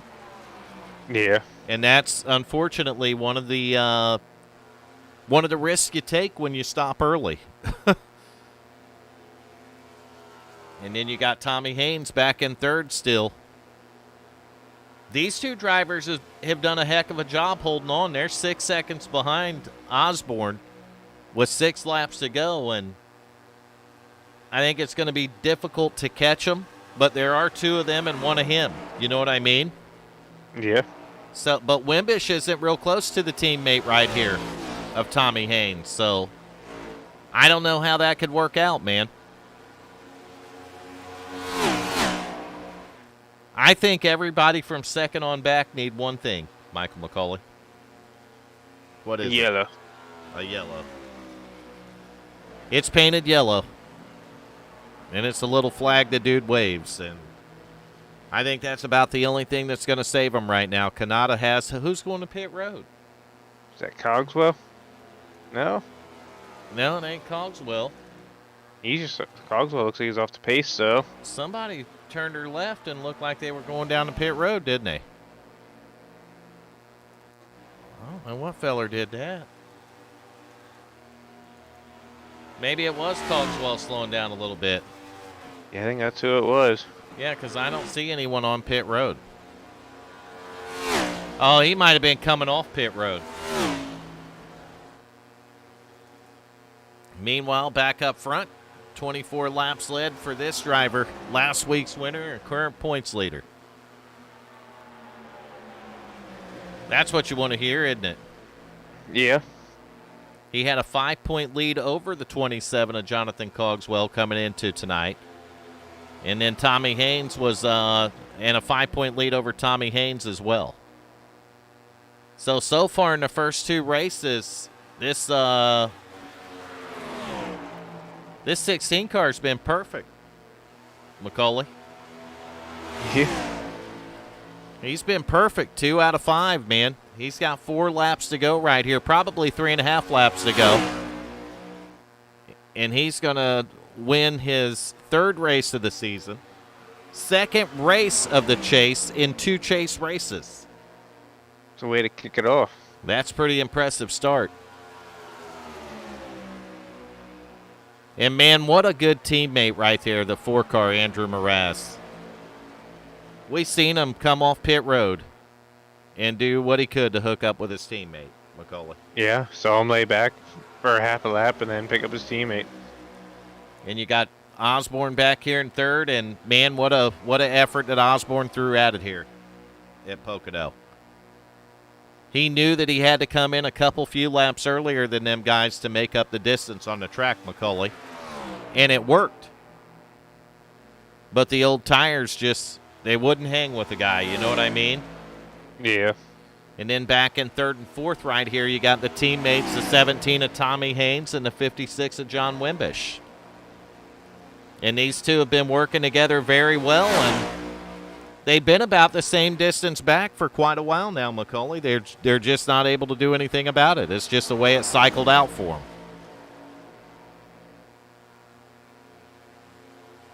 So the oldest tires, though, these first several cars is definitely on that 5-car sitting up there in 3rd. Oh, yeah. But what I like, or sitting up in 2nd, what I like about what Chad Osborne done is he really didn't have anything to lose. No, he tried something different. He Go tried for the win. He tried something different. He didn't have anything to lose, and he went for it. And that's what it's all about, man. And when you're making green flag pit stops and there's no cautions, that's kind of what a guy has to do. He was at a 4-second deficit then, but with 2 to go, we're going to jump up here with the leader.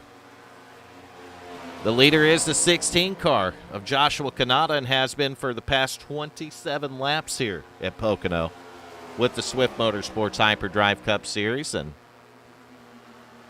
we are we're almost there, man. We're 93 laps into 95 here, Macaulay. Yeah, it's winding down real quick now. And these guys are going to make you perfect tonight. You called one caution. And the white flag's out one more time around for that driver. Second in line right here, the 16 of Joshua Kanata. Kanata going for back-to-back wins in the Hyperdrive Cup Series in what I believe would be his 3rd win of the season. Does that sound right? Yeah, it'd be his 3rd. 3rd win of the season, 2nd win of the chase in 2 chase races. He's got a couple of more corners right here. And he's got 7.3 seconds over his closest competitor, and that's going to be the 5 of Chad Osborne. So things are looking up for the 16 of Kanata as he's going to bring it through the final turn at Pocono for the final time here. Down this long straightaway, right past the start-finish line, and your winner, the 16 of Joshua Kanata. Back-to-back perfect in the chase so far for that car. Man, you know that kid's happy. Macaulay. Oh, yeah. He did it perfect 2 weeks in a row, and we've seen some guys have some problems here once again at Pocono. So these are deficits that they're going to have to start working on next week when we go to. I ain't going to throw a wild guess at it. I'm just going to go to the website and look. I'm cheating. We go to Dover. Yep. That's going to be a different one. Oh, yeah. So we'll watch that 16 come around here as he took the checkered flag, and we'll wait for the waiting room to get filled up so we can get our interviews going here. But, man, what a race, Macaulay. And, hey, over under, you pick one, and you're the winner, Macaulay. Yeah. About time. Yep, Kanata won the race, and you won the over-under pick. So congratulations to Michael McCauley, the commentator in here for that. I picked 0. He beat me by the 1. I thought about 1, but I went 0. And I picked first, so. I actually thought about a 2, too. Yeah, it was a tough one. That guy right there is burning it down, and he deserves it. What a job that driver's done, and, man, he's just been turning it on as of late, hasn't he, McCauley? Oh, yeah. Perfect timing to turn it on.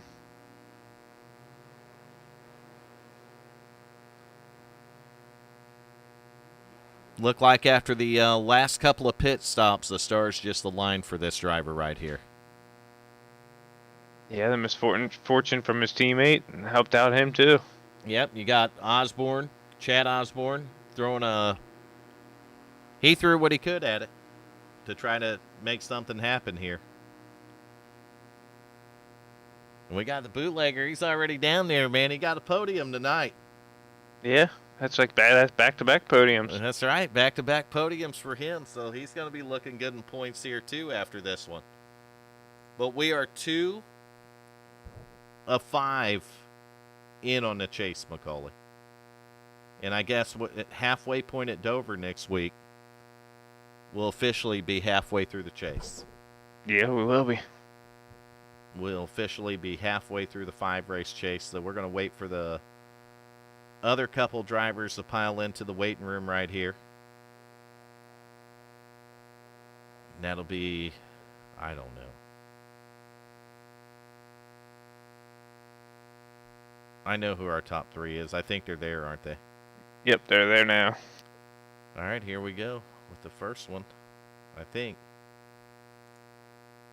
Josh Kanata, we got you up in the booth with Vernon Michael. You got a copy, buddy? Loud and clear. Man, I counted it. It's 2 weeks in a row, and they're both chase races here. Your third win of the season, your second win of the chase, and 2 chase races. How does it feel, man? Doesn't get much better than that. The first thing I want to say, Andrew Moraz is the reason why that happened. He got a speeding penalty late, when like the second pit stop or whatever. He dropped back to pick me up so I could try to create a gap. So everything definitely came together, though. Feels pretty good. Yeah, it definitely aligned for you there, Josh, and you had a solid race car, though. You were fast in practice. I think P2 in practice. You qualified that thing P1 here, and then you led 29 laps and won the race.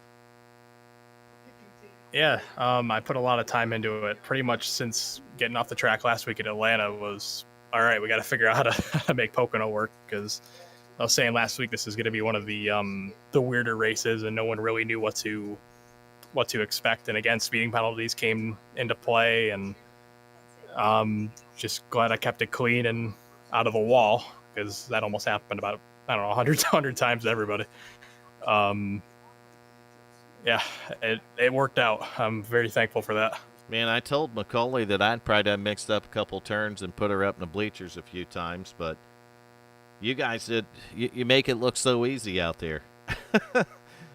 I mean, I almost hit the wall a few times. I know Moraz and Chad, when we were running there nose to tail, we almost hit the wall a few times. It sneaks up on you in these things. We're all still getting used to the car, and I don't know. The air is just it's just such a pain. But I'm just glad I kept it clean, and I didn't think that was going to happen. Well, and when you have a race that we had a caution early on, and this is quite a common theme, and then you go the rest of the race and you don't get another caution, and it makes you have to be perfect on pit road.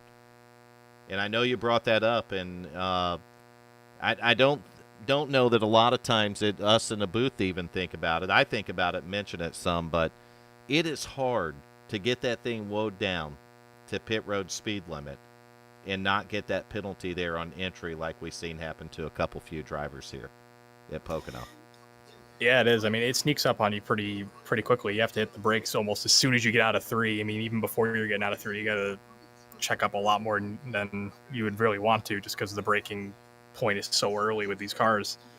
It really catches a lot of people off guard, especially when the tires are shot after 20 laps or something. That's what happened. I know a couple of guys tonight just overshot it. It's easy to do. I've done it plenty of times during practice. So that was a lot of my time was just figuring out, all right, where am I braking? What are my brakes set at, and not sliding through the box too like I did last week. So practice pays off sometimes, I guess. Well, and I'm suspecting going to Dover next week, there's probably going to be some practice coming into play for that too, Josh. Yeah, that's a whole other. It's quite literally a whole other monster, and someone can punch me for that pun later. But I that's another one. I don't know what to expect. That pit road's going to be a nightmare as well. And I mean, if that goes green, I don't know. You're going to be calling a fun one, I think. But yeah, this chase schedule is weird, isn't it? I'm not going to lie. I mean, Pocono's a big track, but it was definitely fun. Yeah, I mean, this chase schedule it's a weird one for sure. It's a little bit of everything. It's interesting. Dover's going to be something. I'm just pulling up the standings here. I'm trying to see where everyone is, and well, I'm looking at them right now too, because I was going to tell you picked up about another four points tonight here.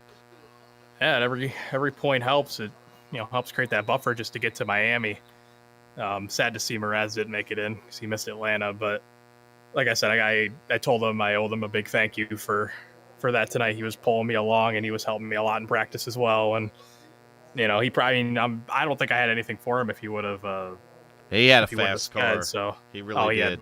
I think he had the fastest car out there, to be honest with you. The 5 car was pretty fast too, Osborne. Yeah, that thing was hooked up, wasn't it? Absolutely. I mean, it was nice seeing him up there. Getting a couple of new faces up here including myself. It makes things a lot of fun. You know, it's not just Justin every week. It's not just Justin and Todd. You guys put on a heck of a show, man, and we appreciate. I'm sure all the fans watching appreciate it, and we appreciate it up in the booth. And you're the points leader coming in after winning last week, the first race of the chase, and you back it up here and stay perfect, Josh. It's awesome, man.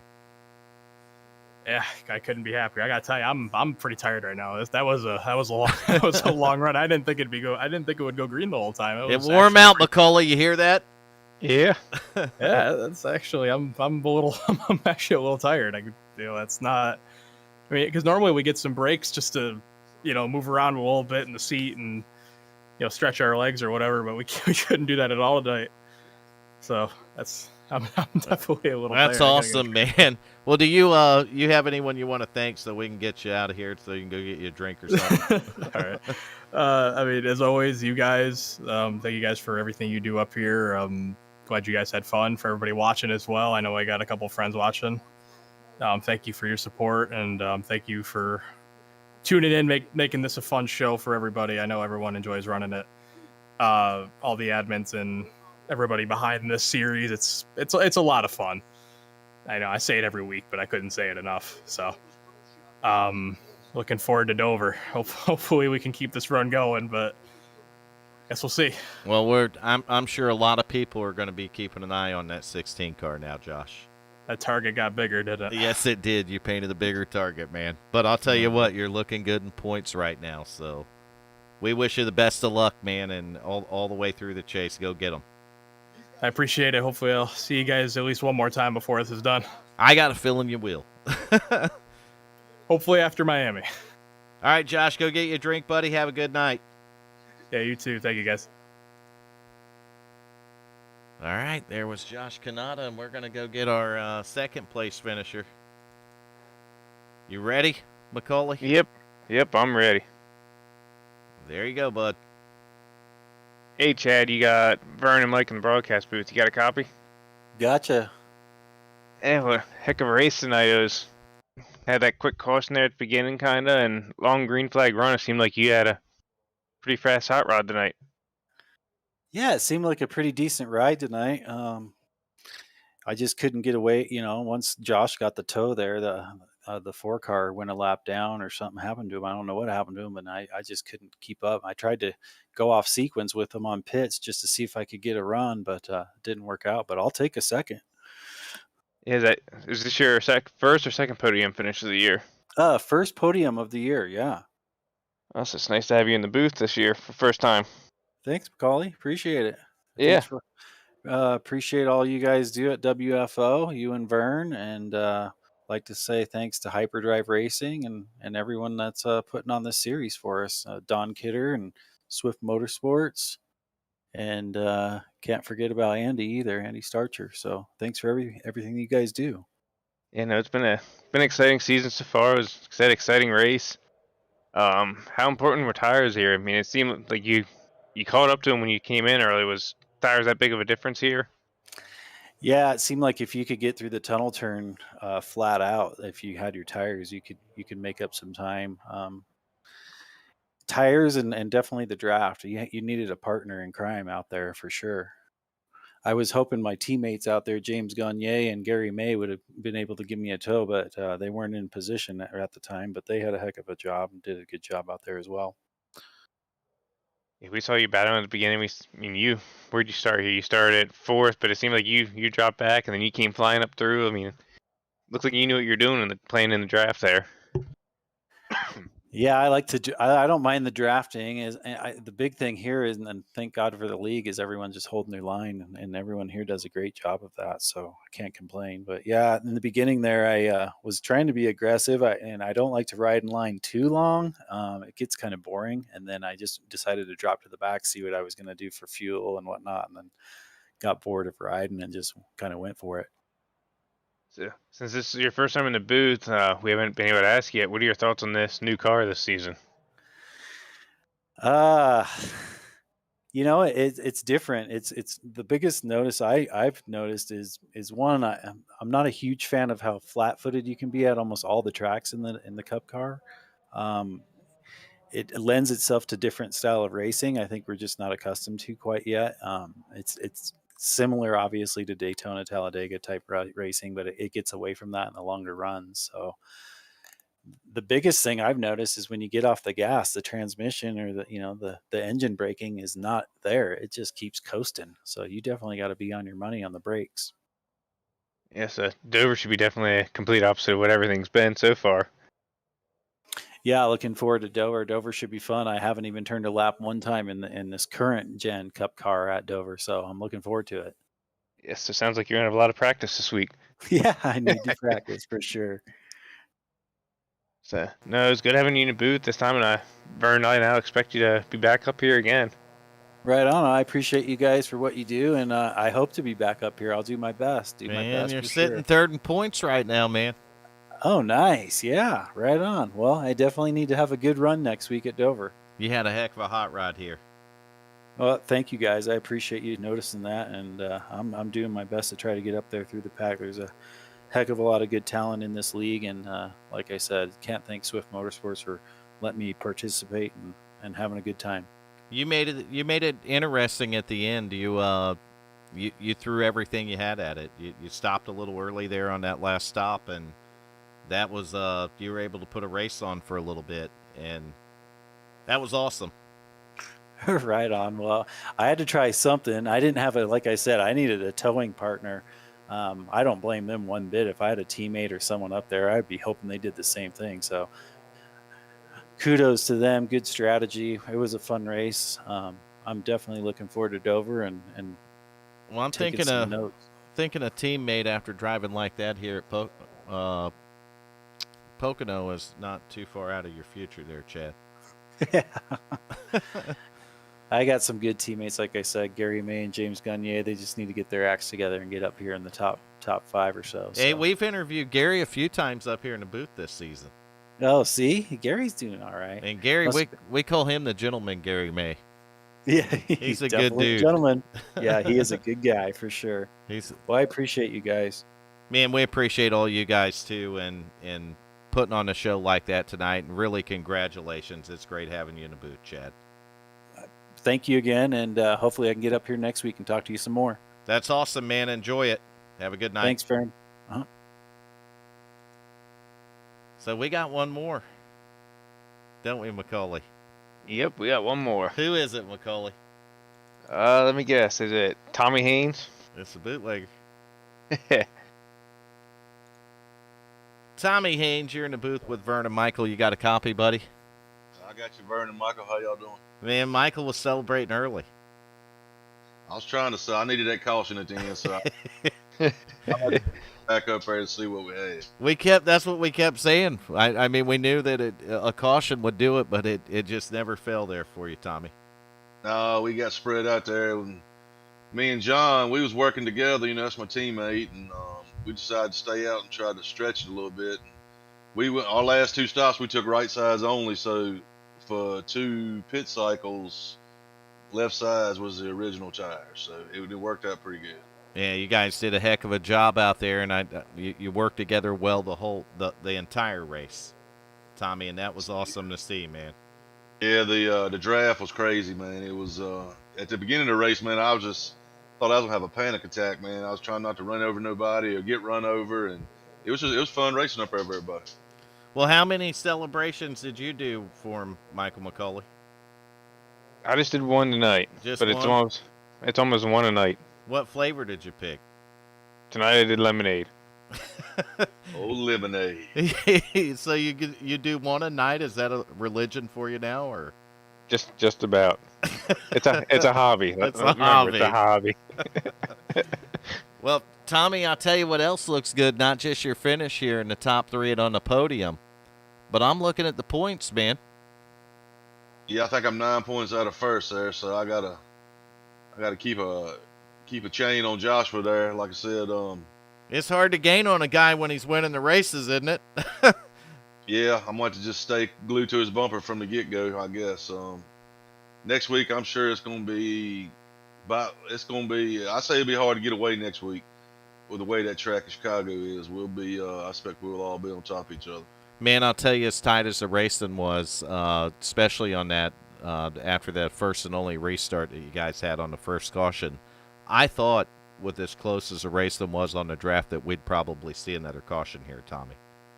I was hoping for it. I really was. But it didn't work out. But hey, I take third and take second place, and let's see if I can't gain some points next week. Like I said, was it? I think it was Joshua and Andrew and me, John, and the 5. We kind of broke away from everybody there in the midway stint. Yep. And we was trying to all just work together there and see what would happen. And then they started pitting, and then we got mixed up there, and everybody got separated. Then it was just playing catch up after that. Yeah, that's a couple of. You were in the top 3 last week too, weren't you? I think I got I got third. No, I got second. Second, exactly. Yep. So, man, you're right there on the podium. First 2 chase races. I'm sniffing it. Them bootleggers are coming slap out if you win the championship, man. Oh yeah, I want to get one for y'all so bad. You don't know how bad I am. Macaulay, he was polling for you early. He had his bootlegger out and he's ready to go, but he celebrated it.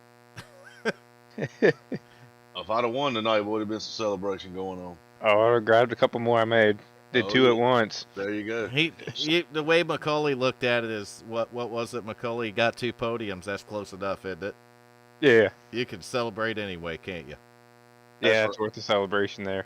I'm just glad to get top 3s here and run up front and stay out of trouble and don't get no wrecks. And I think at the end it's going to be just fine. Well, are you looking forward to Dover? That's right. We're at Dover next week, ain't we? Yes. I think it's going to be. It ought to be interesting. I expect you're going to have to save your tires a little bit there.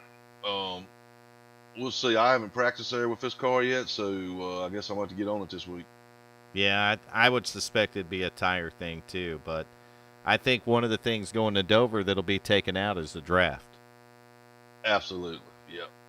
I don't think you'll be able to draft very much. So these chase races, they're throwing a little bit of a curveball in there, going to Pocono and then Dover.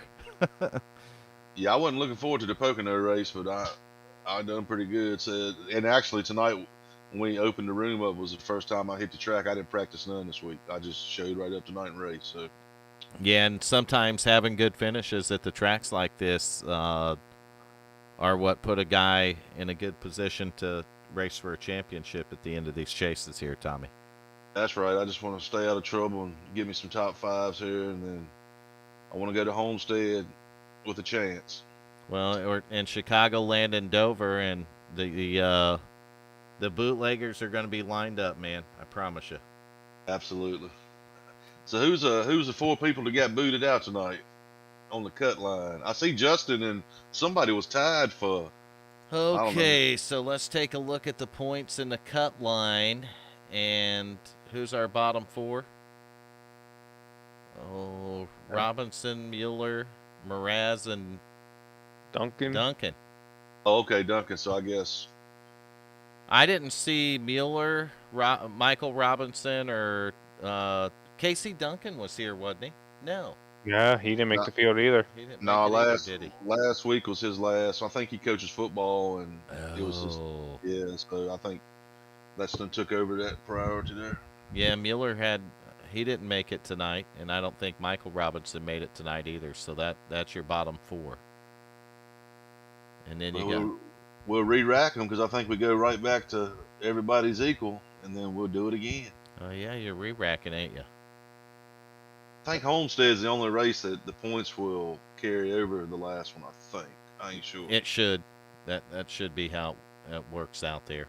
So maybe I need to get in the lead here this next race and see if I can't get a few build you a points cushion. Yeah, I need a little cushion to Homestead. I like Homestead. I'm good there. So. Well, I'll tell you what, man. You look pretty good last week and this week. You know, at Pocono and Atlanta. So we look forward to watching you at Dover, and Macaulay will keep the bootleggers on ice. Keep them on ice because when I do get to victory lane, it's going to be a party. It's on. I'm trying to find a way to put them on tap. I haven't seen them on draft. I don't think they do that. So What'd you say that they should put those in 6-packs or 12-packs, Macaulay? Oh yeah. That way, you don't have to buy them individually one at a time. He said. absolutely. If you I don't know, y'all got club tails up that way. It's made by bootleggers too. It's like Sex on the Beach, Bahama Mamas. It's like 16-ounce cans. Try you one of them. They're pretty good too. Oh, there you go, Macaulay. Yeah, I have to look for them now. You can get them in a 6 and a 12-pack probably. They do come in a 15-pack, actually, a variety pack. Oh, you hear that, Macaulay? It's game on now. You know where I'm going tomorrow.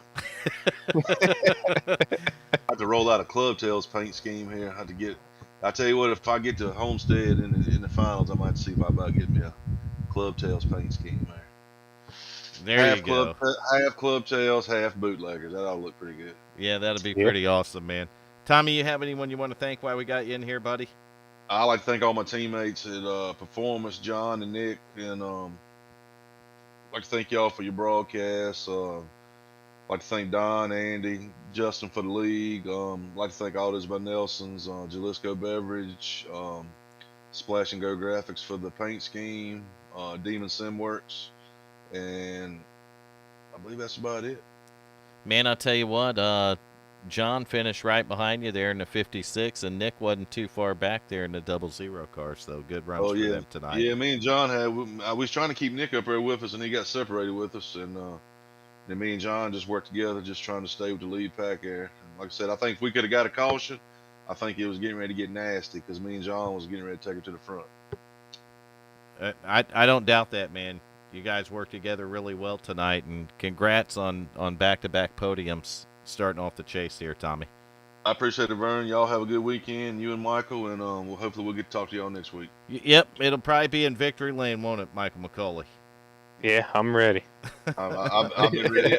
I've been ready all season, man. So hopefully we can make it happen. There you go, Tommy. Yeah. Oh, go ahead. No, I was gonna tell y'all have a good weekend, man. You too, man. You have a good night too, man, and enjoy this top 3 here at Pocono. I appreciate it, Vern. Yep. Have a good night.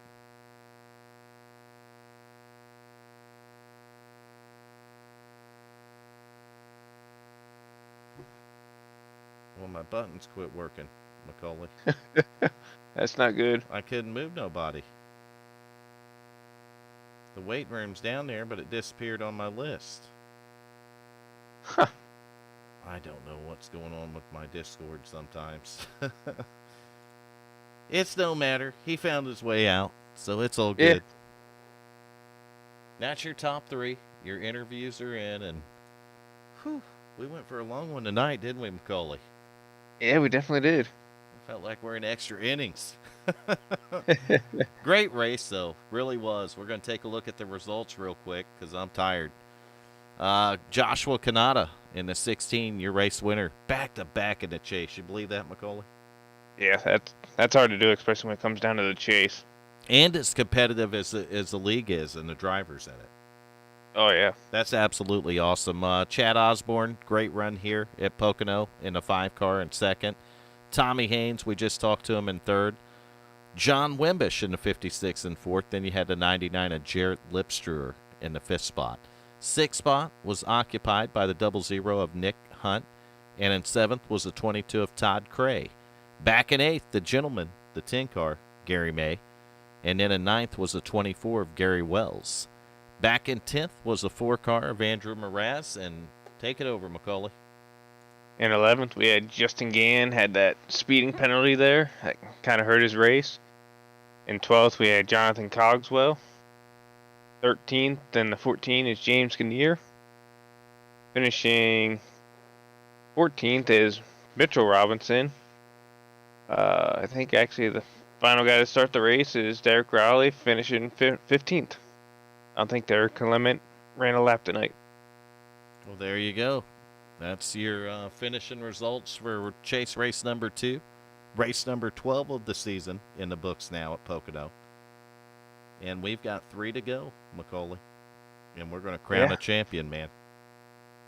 Coming to an end quick. And 3 races, and I forgot all about that. But Tommy Haynes mentioned something. They're going to do a reset on these points. So I think after 2, when they eliminate 4, they zero out, man. Yeah, that'll make it interesting again. They're starting basically a brand new season. Yep. So, going to zero things out, I believe. I don't know. I don't know if they drop bottom 4 or not. I think they do, but I'm not pretending nothing. Not on the points, man, because that ain't my thing. I don't do that. Yeah. That's theirs, not mine. We know that right now the 16 he's on fire, and he painted a big target on his back going into Dover, man. Oh, yeah. But he started 5 race chase, 2 wins already. That car's definitely got momentum, and that driver does. It's going to be hard to slow that kind of momentum down, McCauley. Yeah, someone's got to figure out how to do it. And we're in overtime. Extra innings here. But no, Yep. it was a lot of fun to watch that race, and the guys would for most of the race they just drafted so close together, McCauley. Yeah, no, they definitely did. And you could see a guy get a run on the bottom and then not get no help, and he would just go back 4 or 5 spots, and that's really good racing any way you look at it. We want to thank all the fans who hung in there with us tonight, and we pulled through it, McCauley. We definitely did. They pulled through it with us. We pulled through it, and these guys put on a great show, and heck, we appreciate it. I'm looking forward to Dover next week. Yeah, it's going to be a good one. Absolutely. Thank you for tuning in. If you like what you seen, give us a like. Share it with somebody if you liked it. Maybe other people want to listen to it and watch the race. And other than that, great broadcast tonight. Thank you for coming in and joining me, Mike McCauley. Yeah, no problem. And we want to wish everybody a nice, safe weekend and have fun. That's what it's all about. And we'll see you